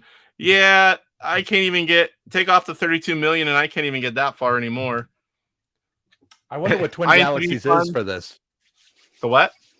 I wonder what the Twin Galaxies high score is for Astro Smash. I have no I've never idea. really- Whenever I do a review now, I try to go look and see if there's something there. Plus, sometimes if I get a really good score like Dig Dug, my score that I had on my video is, I want to say it was first. It beat all the other guys on there, or maybe it was second. I'd have to look, but I was up there. INTV Fun says, yeah, because you're getting old, Casey. You're not as fast. Yeah, I cannot get those high scores anymore. Pushing 50, and my reflexes are not Same. what they used to be. So Kurt Bradshaw says, Astro Smash was my favorite game. I played for hours on it. I got almost 200,000. My hand was cramping. Yeah, that's why I like to do not auto fire, because I like to time my shots right when I want them. But whenever you start getting in the crazy levels, I just turn on auto fire because your thumb will be killing you by the time you're there. So Astro Smash was one of our first games that I can remember playing, and my parents actually played it. And in fact, the one story, and my dad hates it when I tell it, he stayed up almost all night trying to beat my high score on Astro Smash. Not the 800,000 one. I didn't get anywhere near that when I was a kid, but it was 100 and something thousand, and I was pretty young, and he beat me. And then I beat it like within a day or two later because I'm competitive like that, and he just gave up. Maybe I shouldn't have did it because he never played again. They wouldn't even play poker and blackjack. They played right when we got it, and then nothing. They were smart to make it a pack-in game later. It's a good Astro game. Smash. Oh, it's a great game. It's a Hall of Fame game. I wish they would have had the time version way back because, man, those games get long. Their friends didn't want to wait for you to play it. Or 2-player, even. Yep, that too. So let's see. Luke says Astro Smash is a favorite of mine too. Hammer Away says Casey versus PJ. Kurt Bradshaw, this is a great gameplay. Salvador, Atari 50 unfortunately does not have the recharge games. I didn't think it did, but I know there's a lot of stuff on there, and I've got maybe 30% through Atari 50. I need to get back to it. I love that Atari 50 and all the history and the photos and the games. Man, I would buy so many copies if Intellivision could pull something off like that. Big block Plymouth. I'll That would be repeat, Casey incredible. versus PJ. It wasn't much of a match. Hammer away. It's like my 2 Beats headphones, same names on my phone and TV. Yeah, it's like they need a way where you can at least put the little parenthesis 2 or something, and I can know. Because now I'm sitting here, it's going back and forth. I'm like, well, let's hope this is the right one. At least it's, you know, just my side shot. The other one is when I'm doing gameplay video, I will move it over where it looks like you're looking at the camera. Oh yeah, It's got to be a common problem. The pause feature was there, but I played through it. But the Intellivision, it would get hot. I remember leaving stuff on pause, like when I'd be playing a game and, you know, come eat. I couldn't say when I finished. I had to go right then. So that pause, you know, you leave it on, but it would get hot. So thank you, PJ, for coming on and playing that. Next time we'll try to get more people. Again, if you guys weren't here earlier when I said it, we're going to do more of these quick game challenges. You know, it's going to be nothing lengthy, quick, fun games. I'd like to get 4 to 6 people to go live and play these challenges. For this one, it was PJ and I.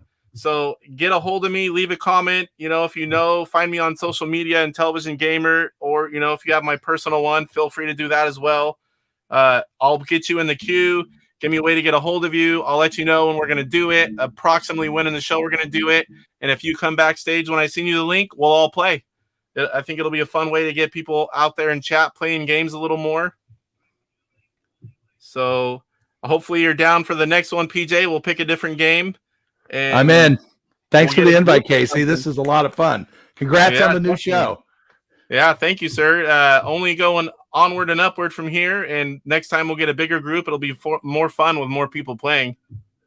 We're going to Brady Bunch it. 9 people all at the same time. It's going to be great. Well, see, I don't know the limitations. I guess we'll find out. I do have a paid for StreamYard, but I don't know the limit of how many people we could play and, you know, all still be going and see everyone seeing it without bog. I guess we'll find out. All right, sir. So thank you. And I'm going to get into one of the last segments of the show. We've already been an hour 30 in, and this next one's a long one. So thank you, PJ, for coming on and playing that game challenge with me. That was fun. I enjoy Astro Smash always. INTV Fun says you need to dig out that picture of your high score. I do have it accessible. It is on the PC behind me over that way. Hammer away. Yep, I cannot get past 66 on Yars recharged. I think mine, man, I can't remember my Switch name. I'll have to go look. I'll post it up somewhere. Add me on there. I love having scores to chase after. I think I have Go Game Go and Stu on there. That's it for gamers. PJ, I'm still waiting for him to get it and get on there. I think I'm 79,000 for the regular, but I am on like 300 and something thousand on the missions. And let me tell you, some of those missions are very, very hard. And man, is it satisfying when you finally beat it. But that's part of the reason I am so hooked. Anytime I have a free moment, I'm popping on and trying to, beat another mission and Yars recharged. I'm having a lot of fun with that one. And the most I've played a single game in quite some time. Michael Hayes says the top left corner would get warm. Yeah, where the power supply is. I think I remember leaving it on all night before. And, I got yelled at for wasting power. INTV Fun says poker and blackjack is one that needs to be hacked for more players. Yes, that too. But that would work for the show because I do that as well. But that horse racing where, we have 6 people and I call the races, that's a lot of fun. And I actually get messages for that saying, hey, when are we going to do it again? And I have one coming up. And now this show is every other week. And that's probably good starting out. I'm new to the show thing. But every other week gives you time to record some videos if they're recorded, to plan it out. And I was thinking on another time slot every other week that I'm not doing the show, I can do the horse racing with chat and maybe the poker and blackjack with chat. Oh, Viking Stew, I did not know that was you. I think I subbed whenever you had it on there. thanks for stopping in, buddy. You need to play some more Yars. I am very hooked on that. I see you've been playing too, because your score is creeping up, getting very close to Jeff's. And I watch, believe me. I don't have much motivation whenever I'm on top, but as soon as you guys beat me, I'll be there every day until I get it. Stu says, my new show is on his own channel. So check out youtube.com, hammer away. I did sub because whenever we were on, open chat, I did find it and I subbed because I think the link was wrong, but I just searched it and found it. So guys, make sure you check out Stu, hammer away. He has his own show. Kurt says, hey, Stu, Salvador, we're going to get you in on these as well soon too. I got a way to get a hold of you finally. Stu says he's playing right now. Go check out my mission score, Stu. That's let me tell you, that's if you haven't played some of those upper levels, it is impressive, that score. Yeah, I am getting sleep. I don't stay up late playing it, like a little before dinner or when I'm waiting for the kids to get ready. I'll throw on Yars. I don't hardly play anything else unless the kids want some time and we play something together. So I've got another segment left of the show. Now I threw everything down. I've got it ready to go, and I will be chatting with you guys as this goes. This is an interview with the Intellivision dude. So way back, I would say, man, I can't remember for sure, around 2010, I remember watching, Intellivision dude was putting out a lot of his Intellivision stuff, and he was a big part of the community. And he kind of disappeared for a while, and he's been back with a vengeance here lately. If you come on several times a week, he is streaming for 2, 3, 4, 5 hours, sometimes maybe, playing Intellivision games. And we do a head-to-head live where we do 5 games. I pick 2, he picks 2, and we let the chat, if they pick one that we can play and for a score, they pick the final game. And those are a lot of fun to do. So he's been around a lot more lately. He also does Twitch, so I don't want to give too much stuff away. I interviewed him, and we recorded this one, so I'm going to play it. Feel free to listen and watch, and I will be chatting with you guys in the chat, and that will do it for the show. After this interview, I'll come back and do a little outro. Thank you guys for watching. We're going to have a lot more cool stuff, getting it all worked out, and I will be on every other week. I'm still on Astro Smash Mondays. Since DJC is going every other week, I asked him if I could have that time slot every other week on alternating weeks, because it's hard to find. I don't want to, put out videos over Papa Pete, Jeff, Go Game Go, Brian. There's just so many people, and they have pretty much all during the week, and I didn't really have a spot. So when that happened, I had to jump on it before someone else takes it. Now, if DJC says we're going to go back to every week, I'm just going to move my show to another area. But for now, we're going to alternate weeks and keep you guys watching on Monday. Hammer away. Rock on. Yes, Stu. You let me know when you beat that score. I'll be watching, but it'd be quicker if you let me know. All right. So without further ado, we are going to the interview with the Intellivision dude. I am chatting with someone most of us know well, the Intellivision dude. Yo. Welcome, Intellivision dude. So today we're going to chat and figure out. We're going to go over some stuff. We all know you. I've watched your videos for years, and I remember whenever you pop back up, I was excited. I'm like, man, I remember watching that guy all the time. So why don't you just... No one watches me. You're lying. Oh, yeah. No. So why don't you tell us, for those that don't know you, tell us who you are. I'm an Intellivision dude. You just said so. Just kidding. Yeah, but you stream. You're you used to be an Intellivision collector. It's like someone might not know who you are. I'm just an ordinary guy who does Intellivision videos. I'm nobody. Yeah, you stream a lot. If you turn on YouTube, you're gonna find you streaming most days, which is really cool. I wish I could stream a little more. I used to not do that though. I used to just hide and disappear for a while. Yeah. I'm just now making a comeback because I was out of it for a long time. Yeah, it's been a good comeback so far. I've enjoyed watching your videos, and we do those head-to-heads, and those are fun. Sometimes you just need that spark or something to get you back going again. Yeah, get your interest peaked up again. So why don't you start with telling us how you got your Intellivision? I wanted an Atari. Just kidding. Well, yeah, There are a lot of stories like that.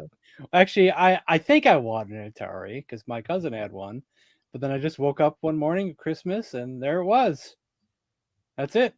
So you got it. You got your first console. Was it? 1983. It was an Intellivision Model 2. Oh, you got the Model 2. Okay. Came with Burger Time, I believe. Well, yeah, that was the first thing I put in, I think. And that same Christmas, I had gotten Star Strike, which was not a great game, but it was okay. Yeah. It was fun to see the world explode, but Yeah. it wasn't fun. Oh, I didn't really have fun with that one. Yeah, I didn't play it as much. I had that one as well, but my story, I got mine. I was like 5 or 6. I don't even remember having it. I just remember we always had it. So I'm not really sure, but that's really cool that you can remember, the key moment you got yours, because I really can. I wish I could. Well, So- actually, I had gotten my memories mixed up. I couldn't remember exactly when I had gotten it. I thought it was Christmas, but it wasn't until I went through the photo albums that I remembered that it was indeed Christmas. So some of my memories are a little bit foggy. Well, yeah, it's a long time ago now for all of us. So what kind of games did you have for your Intellivision growing up? Oh boy, I wish I could look at the list of 125 because I could name them right now for you if I had a list. Just name the ones you recall, your favorites that I couldn't name all mine either. Actually, I'm gonna look it up while we're talking. I want to say I had like 30 something games, but I really don't know for sure. But I can tell you when I look at the list, yeah, I had that one. I had that one. I can only remember a few of them that I actually. You want me to go through this list right now and I'll just read them off? It'll be real quick. Yeah, go ahead. I had Frog Bog. I had Lock and Chase. I had Night Stalker. I had Shark. I had Snafu, Sub Hunt, Tron Deadly Discs, Poker and Blackjack, Royal Dealer, Astro Smash, Space Armada, Star Strike, Auto Racing, Boxing. I got NBA basketball, but my mother didn't buy that one for me. I got that from a kid.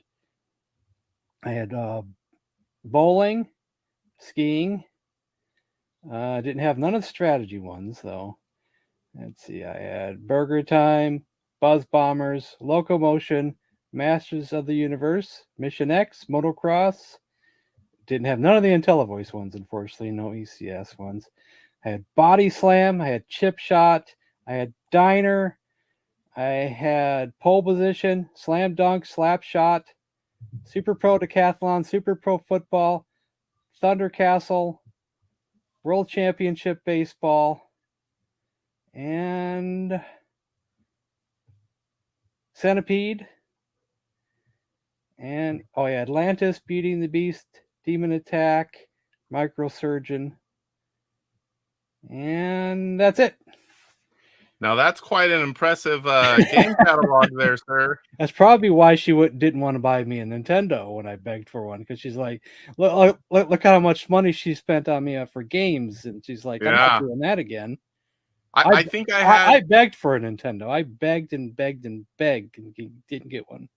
My neighbor had it and we eventually got it, but everything was to my sister and I. It was never like mine. But I think I had like 30 something games. I don't remember like many of them. We just had them. I remember a couple of them. I remember getting Atlantis and Frogger for Christmas one year. Other than that, I remember being in stores asking if I could get a game. Sometimes I did, sometimes I didn't, but I was younger and I don't really remember a lot of it. Plus, it wasn't like now where, oh yeah, you've been around games your whole life. It's like that was the first thing. I just don't remember. I was too young. So I can lead that into another story though, is that I do recall when a lot of these games were purchased. And a lot of the early ones, the Action Network ones, the Mattel ones, a lot of those were bought at a store called Odd Lots, which I think was associated with Big Lots, but it felt more like a discount store, almost like a Five and Dime or something like that, And they had in a glass case, kind of like how Walmart has their games that behind a glass case. They had all the Intellivision and Atari games, and my memory was they were really dirt cheap. I don't remember the exact prices, but that's where a lot of them came from, like Frog Bog and Night Stalker and Snafu. Yeah, because you got your console in '83, so you pretty much had the market crash around Yeah. that time. So you got a lot of these games at a good price. I remember getting the catalogs, but that could explain why you had like half the catalog. And then the Magic games came from Meyer. You probably don't know anything about no Meyer. I know Big Lots, but I haven't heard of either of those two places you've mentioned so far. Meyer is started in Michigan, and it's the equivalent to a Walmart. Oh, okay. Up in Michigan, some people prefer it to Walmart. It's right on par with it. So it's still around today. Oh yes, we go to it all the time. So any special stories about, playing certain games with friends around the neighborhood, or did your parents play it all? Before we get into that, most of the other games came from Toys R Us. The INTV games came from Toys R Us. Toys R Us we did have, and I used to walk in and those go, games wow. were not super cheap because they were the INTV games. So, but that I do remember though is that there came a point where my mother didn't just buy me gifts anymore. She just let me pick out what I wanted, and then she would wrap it up and put it underneath the tree. And I do believe Slam Dunk was one of those games. And one thing I noticed, a lot of the games you like to go to stream are games you had as a kid. I just found that out by listening to that list. Whenever you were naming them off, I'm like, that's why that's one of his go-to games, and why he's so good at it. Yeah, my friend who also used to bring over his Nintendo to my house all the time. We did some Intellivision marathons too. Like he would come stay the night, and we would play games all night, and we'd play the sports games most of the time. But I remember playing Burger Time and other games with him. But I was really hardcore into Slam Dunk, like you can't believe. I even had like kind of like this notebook that I'm going to be showing off soon. I used to write down all these weird oddball records in Slam Dunk. Like I would. My favorite one is I would try to score the most 3-pointers I could do in the first quarter, and I would try to break that record with the different players in the game. So you keep your own stats. Yeah. So whenever we're gonna fast forward now to whenever you found eBay. What year was that? And did you start collecting games you didn't know existed, or did you already knew they existed and you just started grabbing them?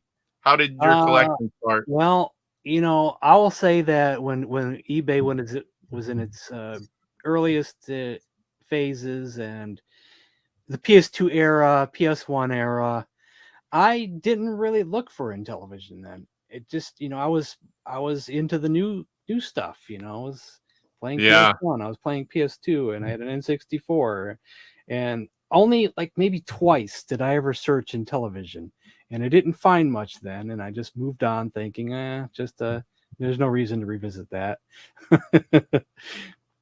But then I bought the PS1 Classics for the PS1. Is that what it's called, Classics for PS1? I'm not sure. It's then the Intellivision collection. Television Lives. No, Intellivision Lives was for the PS2. This was one for the PS1. But I bought it, but then I still didn't get that bug yet. Maybe playing the games with the PlayStation controller didn't feel right. And then Definitely the same thing with the Intellivision Lives. I got that, but still didn't feel right. Actually, I may have not got that until I got to until I got the actual television. But yeah, it was around 2009. I had gotten this is an incredible story too. I went to a yard sale and they had a Sega CDX, and I never heard of a Sega CDX before. The little small guy. And they had it for $1 at a yard sale. Didn't know what it was. Wow. Had no idea what it was. And so I was like, it looked like a portable Walkman made by Sega. I was like, I'll buy that. And I'll take it home. Find out that it's a $200 video game machine. More now. But it did have some issues, but that's another story. But that got me into the bug of retro games again. And then I had found an Atari at a yard sale, which I didn't think worked properly. But that was a dumb thing on my part. I was testing it with basketball. And basketball, you had to put the controller in port 2 instead of port 1. So I thought the controllers didn't work. So I thought I had a faulty Atari. But then when I found out the Atari worked, then I went to and I found what's that site I mentioned earlier? I'm having a brain fart all of a sudden. Nintendo Age? No, the other one. Atari Age? No, the one before that. Oh my god. Dang it. The one with the marketplace, but before that, and that's where I got the Intellivision. Oh I my can't god. remember which one it is. I just mentioned it to you. It was right on the tip of my tongue, and I said it to you, and now I can't think of it. Well, that makes two of us. Digital Press. Oh, yeah, I remember them. Okay. I remember you saying it now. And some guy had an Intellivision with a bunch of boxed Mattel games. That was like mostly the blue ones. And I got that for You mean like the sports titles or the space? The space titles. I'd have to open the book that you were going to lead into later. But I paid about well, I don't know if that's it or not. Because I wrote it down, but then I wasn't sure. Yeah, it was probably I paid about $50 or so dollars, $40 or $50 for that lot. It was an Intellivision Model 2, I believe. I used to love getting those deals, man. You just don't see those a lot anymore. If you want to lead into this, I got all kinds of deals. I believe even before I got the Intellivision in the mail, I had ordered a loose copy of Slam Dunk for $12. And I got to find everything pretty cheap. So once you found eBay and started retro collecting, what did the height of your Intellivision collection have? Like, what are some of your prize pieces? Man, the stuff, I don't have that stuff anymore. I know. I'm just talking about because I have a similar situation where I had an unbelievable amount of stuff and I sold it all the rare stuff, and I only kept common games. So, I mean, I had Spikers and, some of the first homebrew games and every variant. I sold all of that stuff and I regret it every day. But, it's like you had a pretty good size Intellivision collection at one time, right? Well, I don't know if I had anything special. I had some homebrews and things, and I don't know. Yeah, just like me, had like a little bit of everything. And so, and then what year did you sell a lot of your Intellivision collection? Oh boy. Just roughly, I mean, not exact. Somewhere between 2015 and 2018. Yeah, when everything was still pretty cheap, huh? Yeah, because I actually sold the Spiker for wrong reasons. Because I had gotten into record collecting.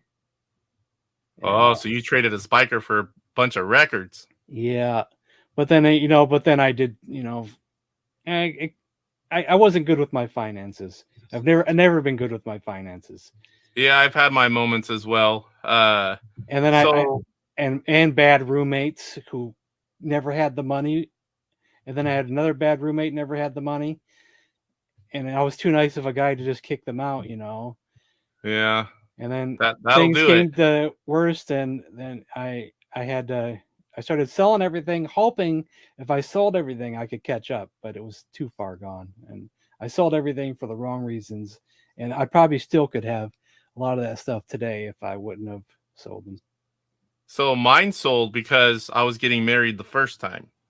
And I had an instant family because I had a stepdaughter, and it was a pretty expensive wedding, and I needed all the rooms now suddenly, whereas before it was just myself. So I had Intellivision friggin' everywhere, and I needed to sell a bunch of stuff to pay for the wedding. So I had place for everyone to stay.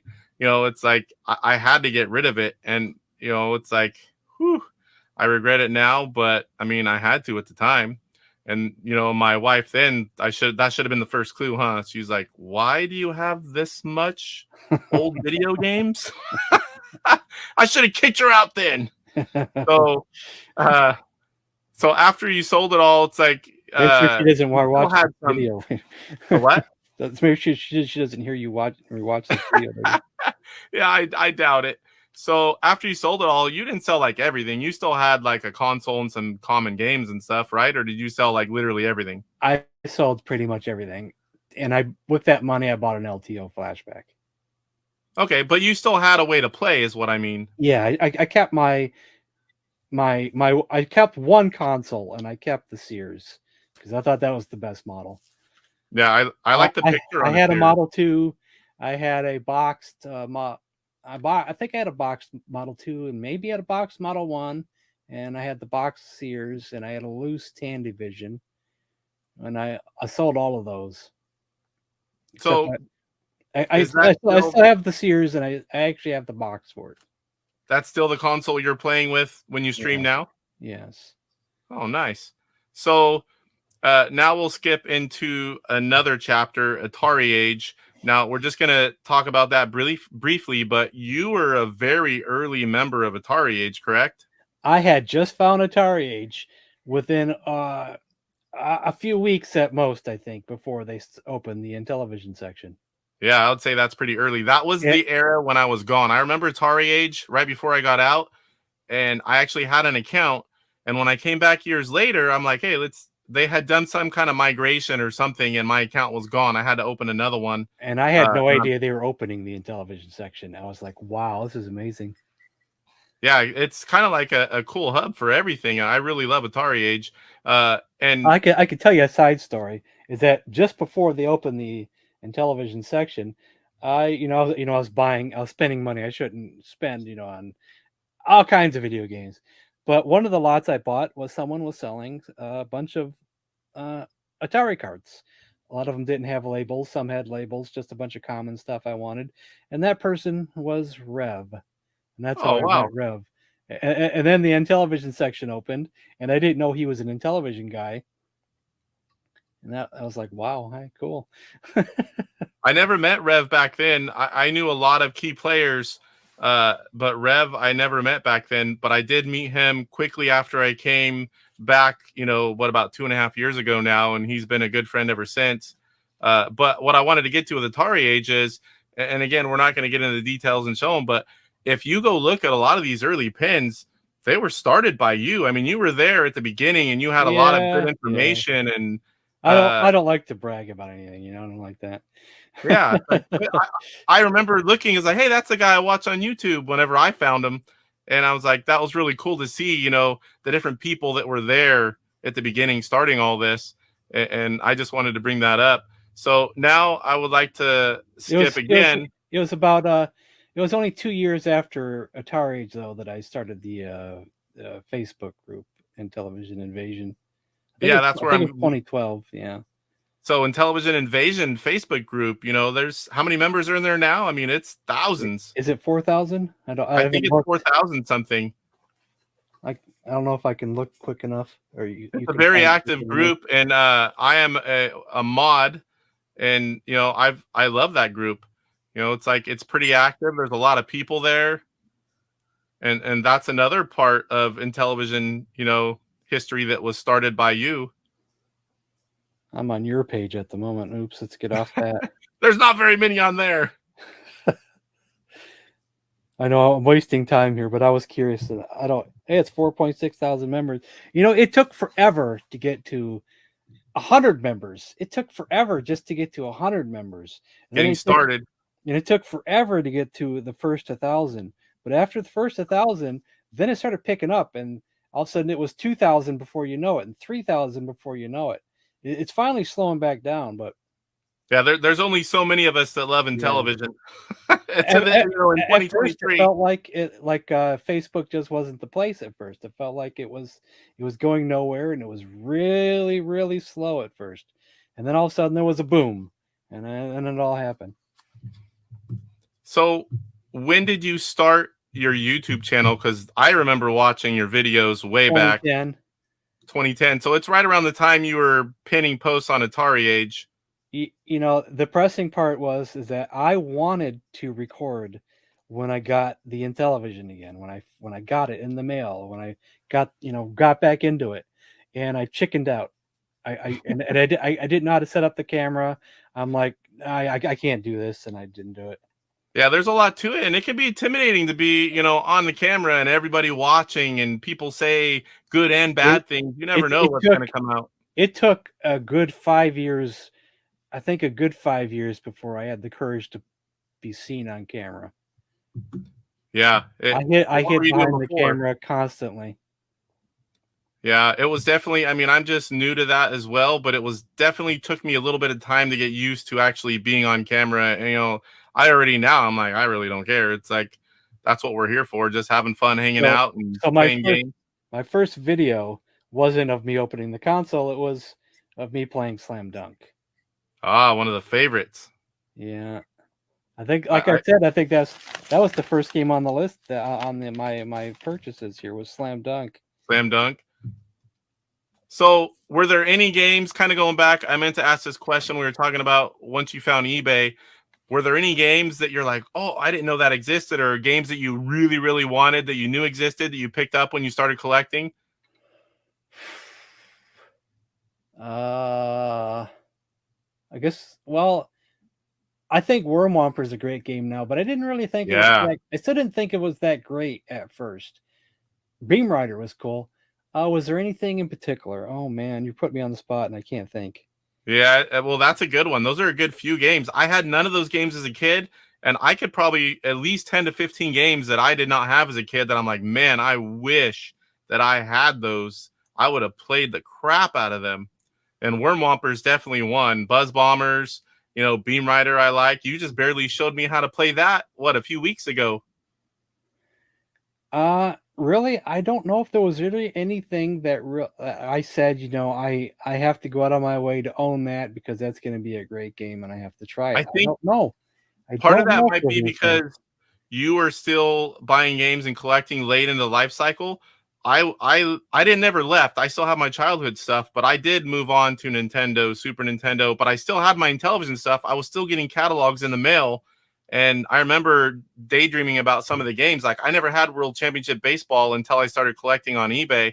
And I'm like, wow, you can slide and, fly balls. That's really cool. Because baseball is my favorite all-time Intellivision game. And so when I started collecting, it's like I was buying all those things that I never got and games that I never heard of. It's like I was just like in awe. I'm like buying auctions left and right on eBay. Maybe I just saw it there. Maybe Mountain Madness intrigued me, but then I found that it really wasn't anything that special. It was just skiing with some more options. Yeah, it was a lot better version of skiing. Sometimes it's actually the box work that draws you in. You see that box art and you're like, wow, this is gonna be amazing. And then sometimes it is, sometimes it's not. Tower of Doom could be one that I was intrigued by because that box art is some of the best box art for any Intellivision game. So I wanted to just show people really quick here. This is your YouTube page. Intellivision Dude, 3.44 thousand subscribers, 1.4 thousand videos. That's quite impressive. Dude, I was putting out videos for everything at the beginning. It's like I pick up there. I had to pick up videos all over the place, and so and we started a new one too that I really enjoy. We do the head-to-heads where we pick games and just play. You do a lot of live streaming, and you see a lot of different people in there watching you just play Intellivision games. I mean, I can't think of one person that I see, just showing off Intellivision games more than you do. I enjoy popping in every chance I get. You almost always see me in there. Can I mention my new series? Because I want to give it a little bit of plug here. Yeah, you want to? It's my Atari versus Intellivision, and there we go. I have an old series. I had an old video where I did Atari versus Intellivision. I didn't do it very well, and it was pretty sloppy, and it didn't go over that great with everybody because I didn't talk during it. I just put text in the video, and I was kind of lazy with my comparisons. But this is different. I don't want to say, hey, what version of Demon Attack is better? Which version of Atlantis is better? I want to pick two games that are similar in nature and just have it be a showcase of two great games and not trying to compare, hey, this game is better than this game, Yeah, just like play them both. They're similar. Compare them. Talk about, each one. And I like it. Yeah, the first one was Adventure, which I think is a great Atari game. Adventure versus Cloudy Mountain. Sure, Atari has some limitations, and some of the Intellivision games are going to look better, but hey, looks aren't everything. I love Atari as well. I mean, I'm an Intellivision gamer, but all my friends, except for one, had Atari, so I'm very nostalgic for a lot of Oh Atari yeah, games. I used to go over. I had a friend who lived down the street from my grandmother's house, and that's where I played Combat and Outlaw all the time. So you also have lately here, I've been watching you try to beat Advanced Dungeons and Dragons on hard mode, and that is no easy feat, let me tell you. Well, the Inti Lab, Michael Hayes makes it look easy because I've seen him do it a couple of times during his live streams. So But now, I've actually attempted to record twice the part 2, and twice it didn't go too well. so are you still going to be going online and showing us, or I heard you say you might record it offline where there's less pressure, and then I was trying to do it offline, so I'm not sure yet. I could do a little bit of both. Yeah, I would say it's good to see you attempt, maybe not 47 times, but a handful of times, and then do some offline, because it kind of shows how hard it is. Can I mention something that's kind of off topic? Yeah. I'm kind of in the middle of being stressed and contemplating what to do with my Twitch channel, because I'm putting so much work into my YouTube channel. I've been not wanting to stream on Twitch lately. But Twitch, I've been streaming on Twitch since 2012 almost. I've never got the popularity on Twitch as I have on YouTube. Never have. And right now, I'm still kind of, I would feel guilty if I quit Twitch, because I have friends over there, friends who like to watch me stream, but I don't feel like streaming anymore over there. It's like You build a community. Whatever platform you stream on, you kind of build a community. You know, there might be some people that are on all of it, but there's going to be a community at each one that watches you. So I get that. I've only seen one. You're the reason I signed up for Twitch, because I wanted to go see one of your lives. And that's on my mind, because I said I might stream on Twitch on Monday, you know, so we'll see how that goes. So one last thing I wanted to show while we were on YouTube, and then actually Twitch was something that we were going to look at. I wanted to show your merch, because I am wearing one of your shirts, and I think it's a cool shirt. It's Burger Time themed, obviously, but you do have I know I joke around, but I really don't have my own merch because I can't afford my own merch. Well, it's true. I can't afford it. Some people, buy their own merch and wear them on their videos, but a lot of people I just probably could have bought one of them, but I just decided not to. So, well, after this, you tell me what size, and I'm going to send you one of your shirts so you have one to wear on your videos. You don't have to do that. I know, but it's the least I can do. You spending the time, putting up with me to do this, chat session with you. I appreciate it. I at least could send you a shirt. Because I've told you like 100 times before we started this that I don't feel like I'm the kind of person that should be interviewed. But yeah, it's not really an interview. I just did, just us chatting and introducing everyone. You have a long history. I was just a collector. I really had no other past. I try to do a little more involved now, obviously, starting the YouTube channel, but I was just a collector. You actually did things and were involved with the community and, all the different aspects of, retro gaming and modern gaming. You had a lot more, give back to the community than I did. I was just buying everything. If there's anything I'm proud of, it's that thing I did for my Intellivision group where I put together all this stuff on my Google Drive. Oh yeah. And I don't know if I should share that here or not, but it's magazine scans, it's newspaper scans. I got a free trial for newspapers.com and searched Intellivision and saved just about every single scan I could find. The first mentions, that's definitely cool. The first mentions of Intellivision in newspapers, and that goes back to the 70s, I think. Yeah, that'd be the 77, 8, maybe when they first started talking about it, or was it after it was out? No, it was before it was out. I had found an article before it was out, and then I found possibly one of the earliest sales papers, a sale from a store. Mm-hmm. And I think that was dated 1980, I think. That's pretty early.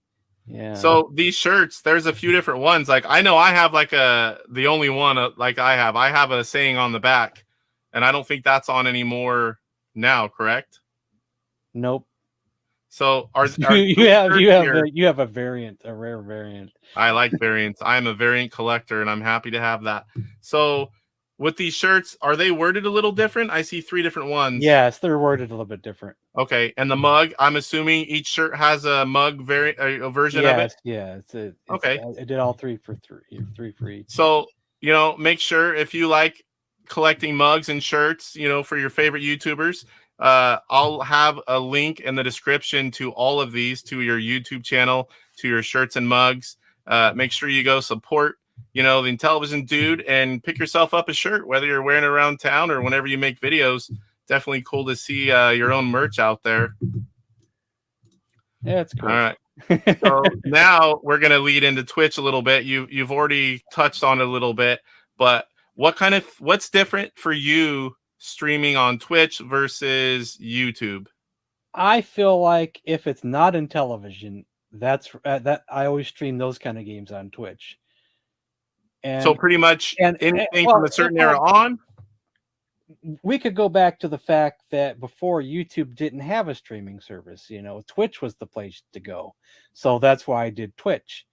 So even if I did want to do an Intellivision day, it was always on Twitch because, YouTube wasn't really the place yet. And even after YouTube started it, it still didn't really feel like a streaming service yet. It took a while. So I still stuck with Twitch on everything. And then, and now I just still have that kind of mindset where, I don't know if people want to see me stream that stuff on my YouTube channel, because sometimes it's modern games, sometimes it's Elden Ring, it's Red Dead Redemption, and right now I kind of got back into Minecraft a little bit, but I'm kind of getting sick of getting back into Minecraft. But then I'm going to feel guilty if I desert it because I got some friends who like to play it. So that's one thing I've never played. I mean, obviously that came out whenever we were older, but I just never got into it. But I'll tell you what, my kids both love it. My son would watch videos for hours before he could read, before he played games. He would just sit there on this little iPad watching. I'm like, what are you doing? But he watched it for, I would say, a good 1.5 to 2 years, and then he got to where he could play it, and he's played a lot of Minecraft, and he's got his sister. Minecraft is the kind of game that it's not fun to watch, but if you start playing it and you realize you can do this and you can do that, it can get really addicting really quick. So pretty much everything but retro you do on Twitch, and all your retro stuff is done on YouTube. If you said that right, then yes. All right, so maybe you've heard of it. I'm sure you have. There's a new streaming service that a lot of people are going to right now. I see a few people that are solely being on there, but a lot of people are just doing both, and that's Rumble. And I heard it's really good for streaming. So I don't know. Do you have any plans Which is the streaming service that was going to be a big thing and blow up and then didn't happen, and it was the one that guy Ninja went to or something? I'm not sure.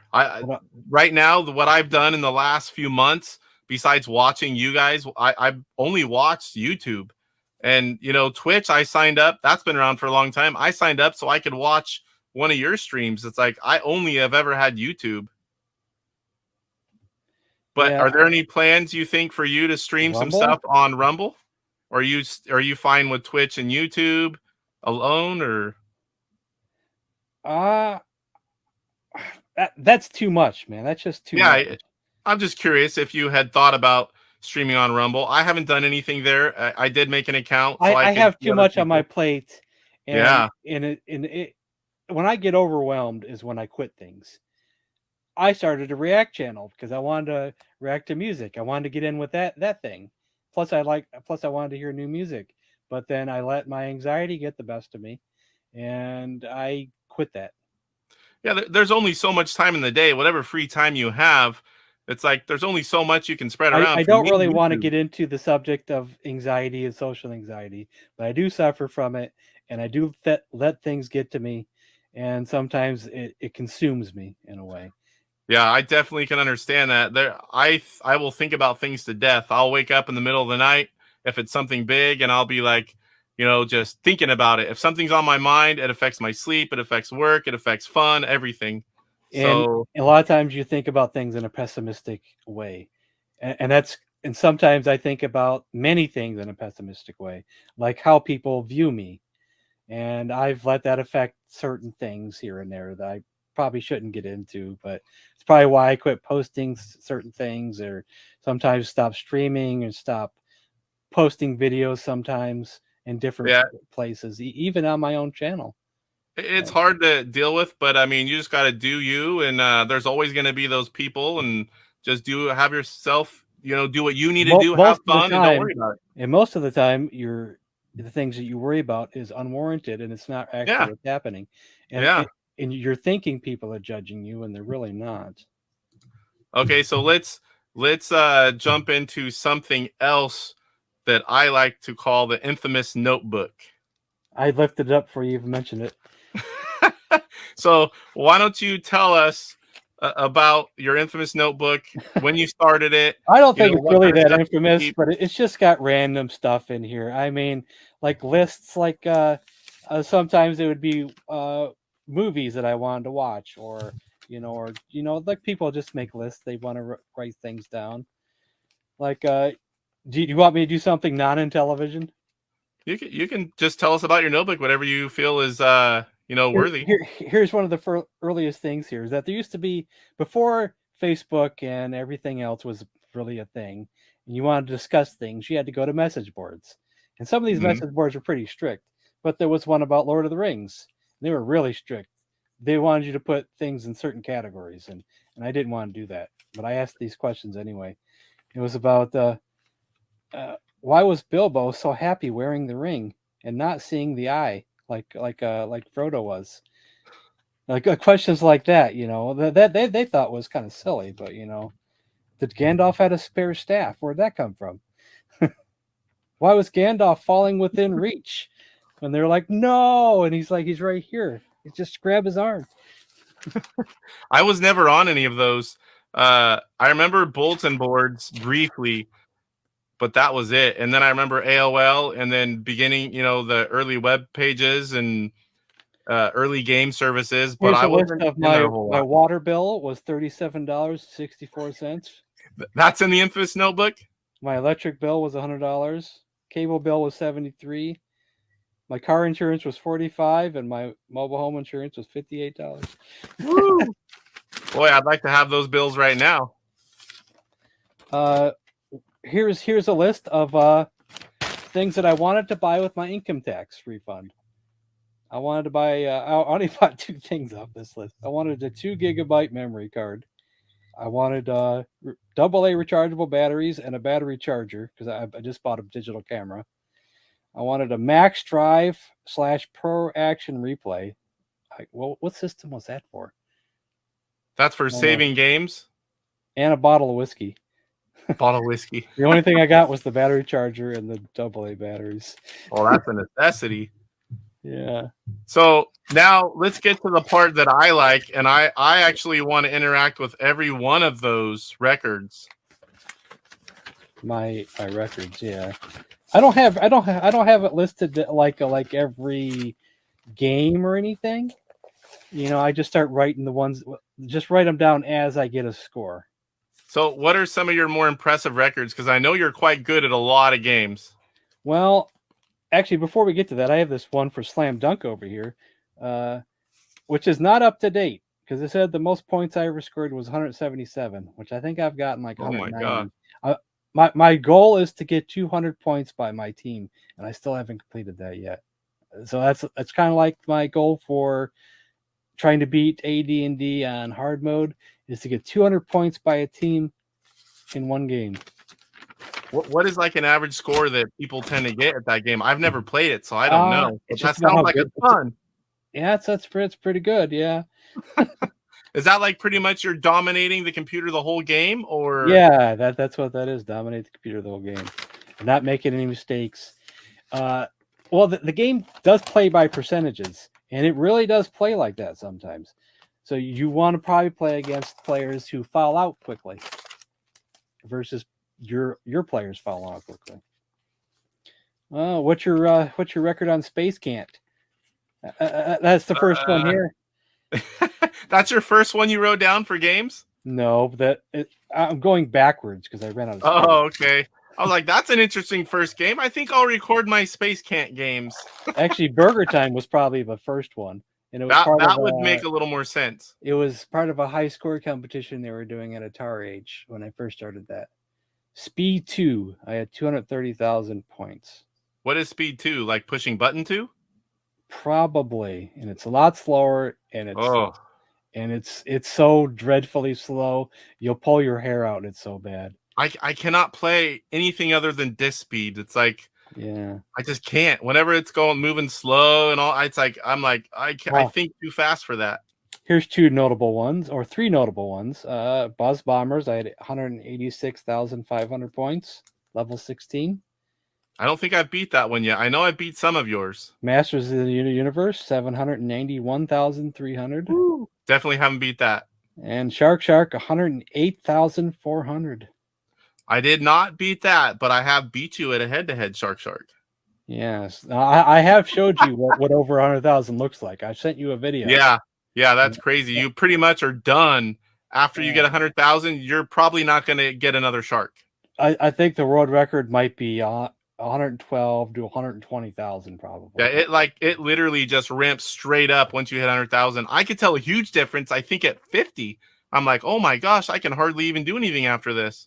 You pretty much need to get to 100,000 with 50 lives saved up, or somewhere around there, or you're not going to do anything. Are we still playing the first one, or do we kind of evolved to Shark 2 now, haven't we? Well, we did that for time basis because yeah, a game of Shark can go for a while, especially if I have the ability to get to 100,000. It'll take quite a while. Lately, I have not been doing so great. So it's not easy to always perform at your high score levels. I mean, even if you're really good at the game, there's still a big luck factor, and whenever you're playing. Forgive me for forgetting this person's name, but I'll just say that for a long time, I probably could have had the Twin Galaxies record for Diner if I ever actually attempted it. Because at one time I had 620,650. But someone recently, within the last month or two, has surpassed that finally. And so I was talking with them in my stream the other day. How do you submit records? You have to have the whole thing on unedited video? Yeah. I don't know how it works these days. I know how it was more strict before the Fallout and everything happened with Twin Galaxies. Now, do you have to be on original hardware? Are emulators okay? Well, a couple years ago, I want to say within the last 5 years, I had looked up the rules. I haven't looked them up recently. They had finally allowed LTO to be something you could use. But I don't have an LTO. I have a backbit, but I don't know if that would count or not. I don't know what the current rules are and what they would allow. At the time, you would have had the LTO, though. Yeah. You just recently sold your flash and got, started using and got the backbit. I did that for two reasons. One, because the price was up, and two, I wanted a flash card for my 2600, and the backbit could provide both. Yeah, so that to me, that's why I bought mine, because you can use it on so many different consoles. It's like I have a couple of the LTO flash cards. I still have them new in the package. I play on an Ultimate Flashback, but I like the idea of just having another add-on, and you can use it on so many different consoles. It really is very versatile. Now, it's not like I wanted to sell the LTO, because it still had. There's still a couple games that I can't play anymore. Because they were, they needed the there's some games that will only work on there. But for the extra amount of money I got, plus having a cool backbit, I think it was worth the trade-off. So, yeah. All right, so that is the infamous notebook. I like to refer to that. Always asking you when you're playing, "What's your high score?" It's like, and that's a double-edged sword. I want to see how good you've got, but I'm a competitive person. Okay, now I'm going to try and see if I'm even close. I want to see you beat my Frog Bog record of 405. See, there's certain games that I will probably never beat your high score, and it's game like Frog Bog. I didn't have that as a kid. I just jump around. It's like I don't I have will any skill say, to that. I will say that every time I set a record, you tend to beat it.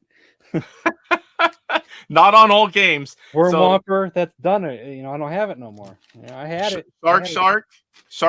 I would have to play that a while. I don't Yeah. know that I can do it. Maybe eventually. The game you just mentioned, Frog Bog. I don't think I'm going to ever beat that. I would say Diner. I never played that as a kid. Can I mention something else that was in this notebook? I was at one time trying to create a list of every movie that I had ever seen in the theater. Oh wow! And I I was would not doing be that able to based off accomplish that. memory because I had started this, you know, within recent years, writing these down. So is I your don't memory go to that? the movies anymore, so you know it's a lot easier because I don't, you know, since the year 2000, I've probably seen 20 or less movies in the So theater. is your memory that good, or did you not see a ton of movies back then? Oh, I saw a ton of movies back then. So your memory's that good. You can just I mean, I could go back. I work off a list. Like I can remember some movies, but if you give me a list of a There's a popular few. movie, There's actually a few that have question marks on them. Like, did I see that in the theater, or is that one of those memories At that's home. mixed up in my brain and I can't think? You know, I don't know for sure now. You know, I have a few of those on here. There's always one I like to brag about I saw in theater because you know it's a video game kind of movie, and that's War Games. You know, I always like to brag that I saw that in the theater. War Games. Was that was early 80s? Yeah, 83. Okay, yeah, I remember. I've seen that one. Yeah. I don't think I saw it in the theater, but I have seen the movie.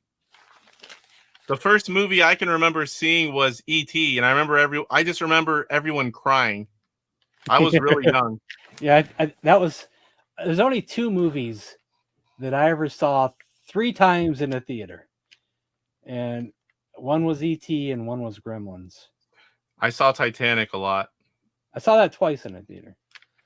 I still, my kids haven't seen it, and a lot of times we'll watch like videos about the Titanic, like historical stuff, and we've talked about watching it, but we just haven't yet. Anything else on the infamous notebook? Just things that I bought. I paid $16 for Slapshot Hockey. It's $6.98 for Frogger and Cubert. So you kept like a log of all the games you bought? Yeah. Or just certain ones? What it was is that I decided, you know, before I wasn't sure how long this stuff would last, so I was like, let's go through my PayPal. Let's go all the way back to the beginning and just write everything down, or everything that I could find on there. One thing I forgot to ask, and I don't think you mentioned it, how long or how far back does this infamous notebook go to?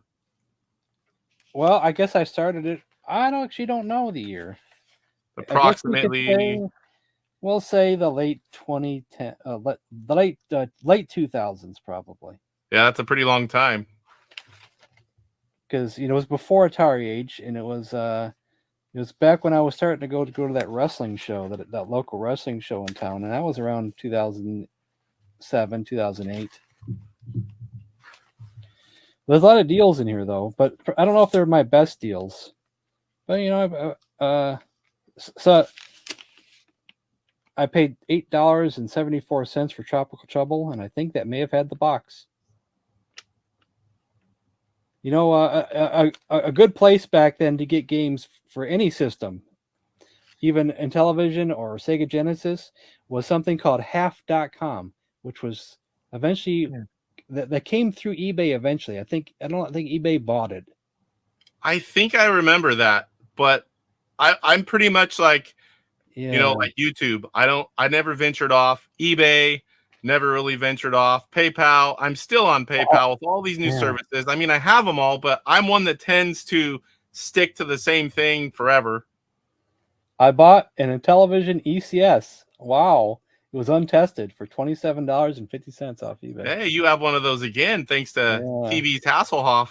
Yeah. That was awesome. We're going to have to do some ECS games in one of our head-to-heads. Thank you, Hasselhoff. I don't have it plugged in at the moment, but it just takes me 2 seconds to plug it in. Yeah, that was very cool of him to send you that. Diner and a manual for $21.91. Somewhere I have a bunch of my old stuff, but what I did was I Yeah. just saved like the receipt from or the eBay auction, Oh, and then I ended up something I losing a lot mentioned to of it. you earlier.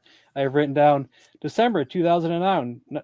December 2009. Found out Atari worked. It actually works. Yeah. So into the next question, what are your favorite games across any platform, any genre that you play today? Like if you said, hey, come play this game with me, it's like what's one of the first things you're going to think of if you're not doing a specific thing or streaming certain thing? What do you want to play? So it's probably not in television a lot of times. Yeah, that's fine. The Grand Theft Auto games, Grand Theft Auto, You like 3, Grand Vice Theft Auto? City, San Andreas, Okami, Paper Mario, but those are RPGs. You can't really play those with people too well. Yeah. If If you're just sitting down for you and you have some extra time and you want to play a game, like I have certain ones.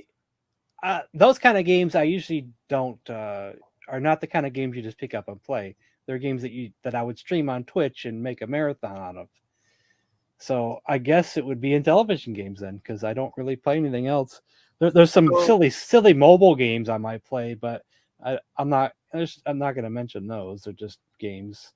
So I guess this leads to another question that I didn't think to ask before.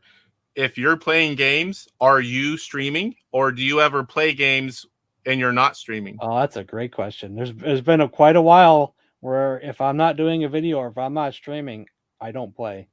Yeah, I never thought of it, but it's like you stream so much, it just makes sense. And I've thought about it too. It's like if I'm going to play something, might as well stream it. Since I started streaming on Twitch, I can't think of many times where I have played a game and just enjoyed it just because. So when I think of Intellivision, I did though, but not many. When I think of Intellivision, I think of Burger Time, Shark, Slam Dunk, Centipede, and Frog Bog. Am I missing any? Those are the ones I see you play a lot. And I know there's more, but in my head, that's what pops up. Well, I like Centipede, but the Intellivision version isn't great. It's just easy to click and go to it. I usually, if I'm playing by myself, I wouldn't pick Centipede. I'd probably pick Burger Time or Diner. Well, I see you when you're streaming a lot and someone hasn't, requested a game, unless there's that one guy always saying Pitfall. I would go to Frog Bog or Slam Dunk or Super Pro Football.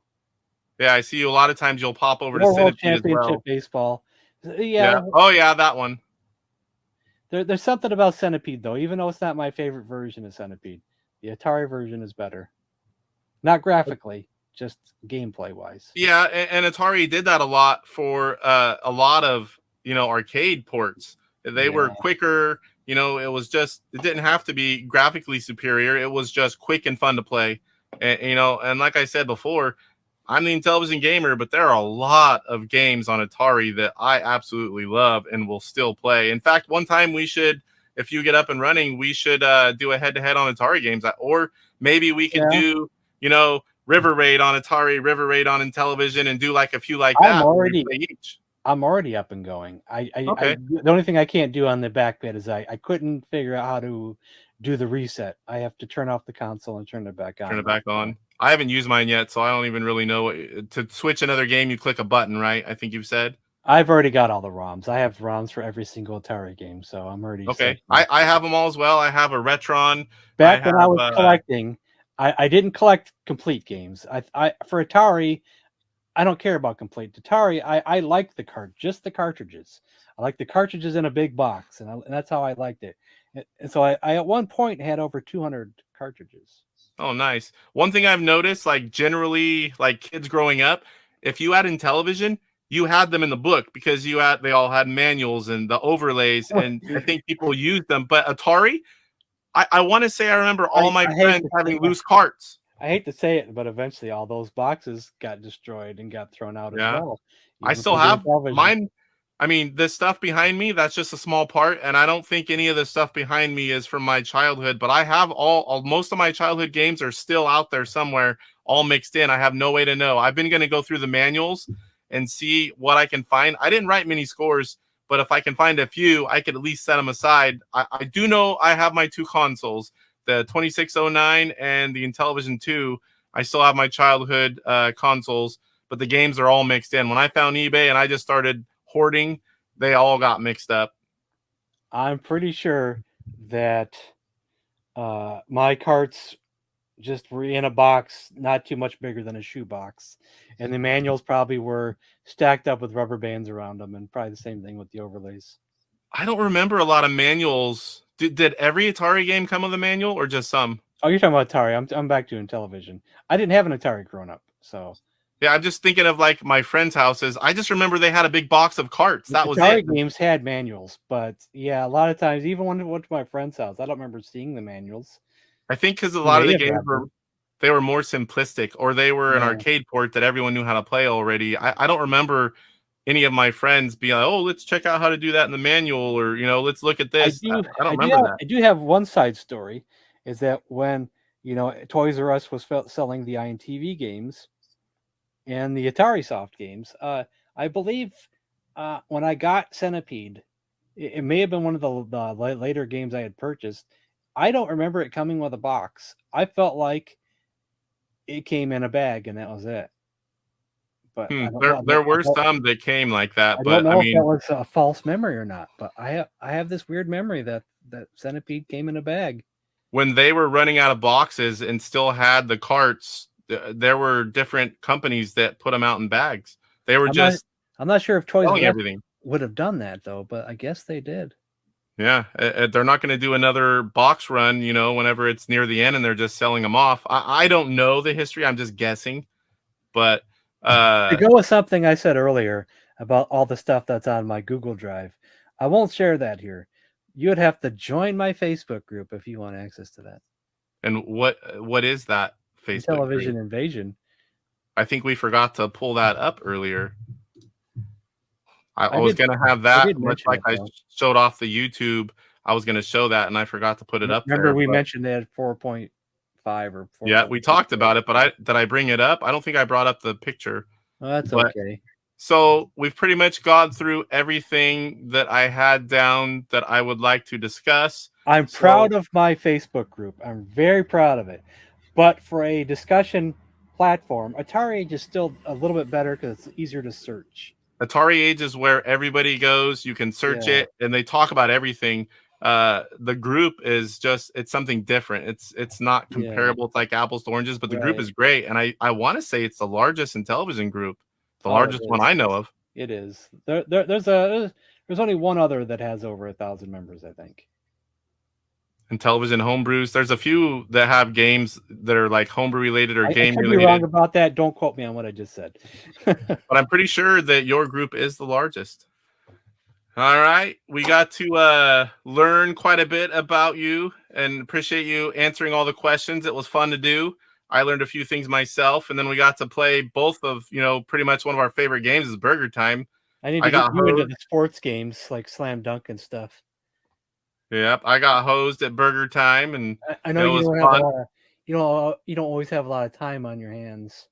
yeah, it's rough. Everything that I do is planned out. It's like I got this day, this that day, then do dinner, then go do this. It's like I don't have a lot of. I wonder what I'm gonna do with this free time that I don't have. Well, a lot of times I have the time and I still don't do it because I get lazy or I get not Yeah, feeling sometimes you just good don't or feel like something. it. Yeah. So before we close this out, we're an hour 32 in. Do you have any final thoughts or anything that you wanted to say or bring up or? Well, now you distracted me with Super Chef BT. All my thoughts are gone. So That was a good run though. You were very focused on that game. So what do you have coming up on YouTube streaming? Well, I do plan on streaming today at 6:30, which will be in about less than 45 minutes from now. Yeah, well, the one thing that nobody's going to see this, it's already going to be in the past. So what do you Right. have after Monday? I don't plan anything. I got to do another Atari versus Intellivision comparison, and I'll just live stream here and there. I'll try to do some themed ones maybe. Do you have any games in mind for the next Atari versus video, or you just haven't figured it I'd out rather not give those away. I'd rather have those be a surprise when they Surprise. pop up. So yet? All right. So, and I'm sure probably this week we'll do another head-to-head, whether it's a themed or we do that Atari and television, and then for the fifth one, I don't know what we'd do. I'm good for a head-to-head. for Coming up this Atari week. versus Intellivision head to head, I would have to switch back and forth consoles, and that wouldn't be super easy. We'd have to do one console, then the other console. Oh, that'll work. So we could play the 2 Atari and then switch and do the 2 Intellivision. I'd have to switch back and forth too, but we could do it in a brief, just chat It for a won't take. minute or so. It while we won't take switch. us. It wouldn't take long to switch over, but I would still have to switch over. Yeah, I do too. I don't have them all on one.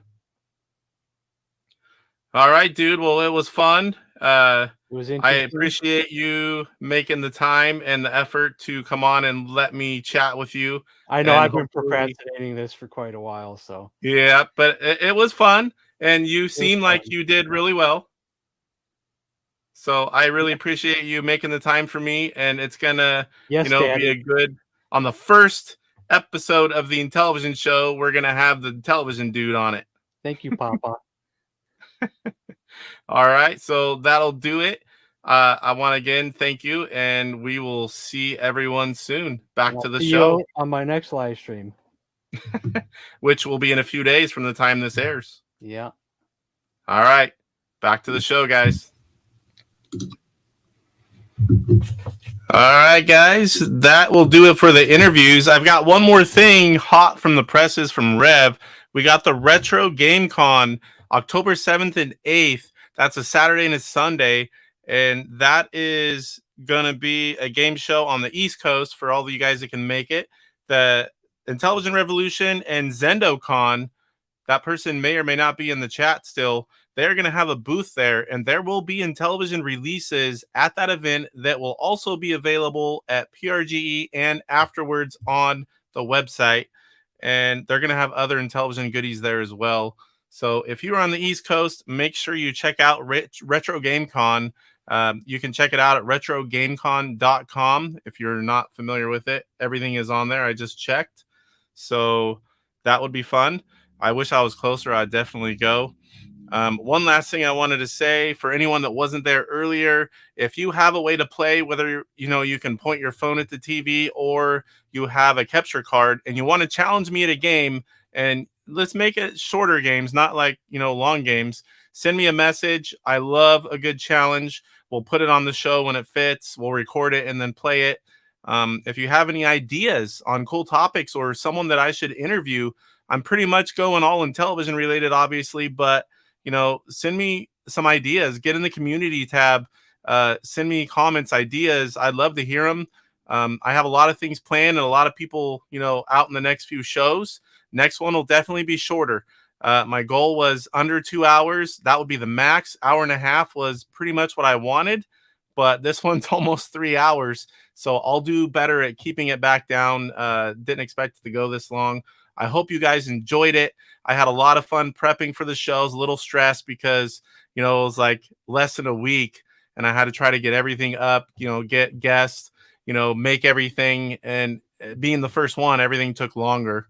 So again, hope you guys enjoyed it. We'll see you soon in the next one. And thank you all for watching. Make sure you like and subscribe to all of our guests and myself too, if you'll be so inclined.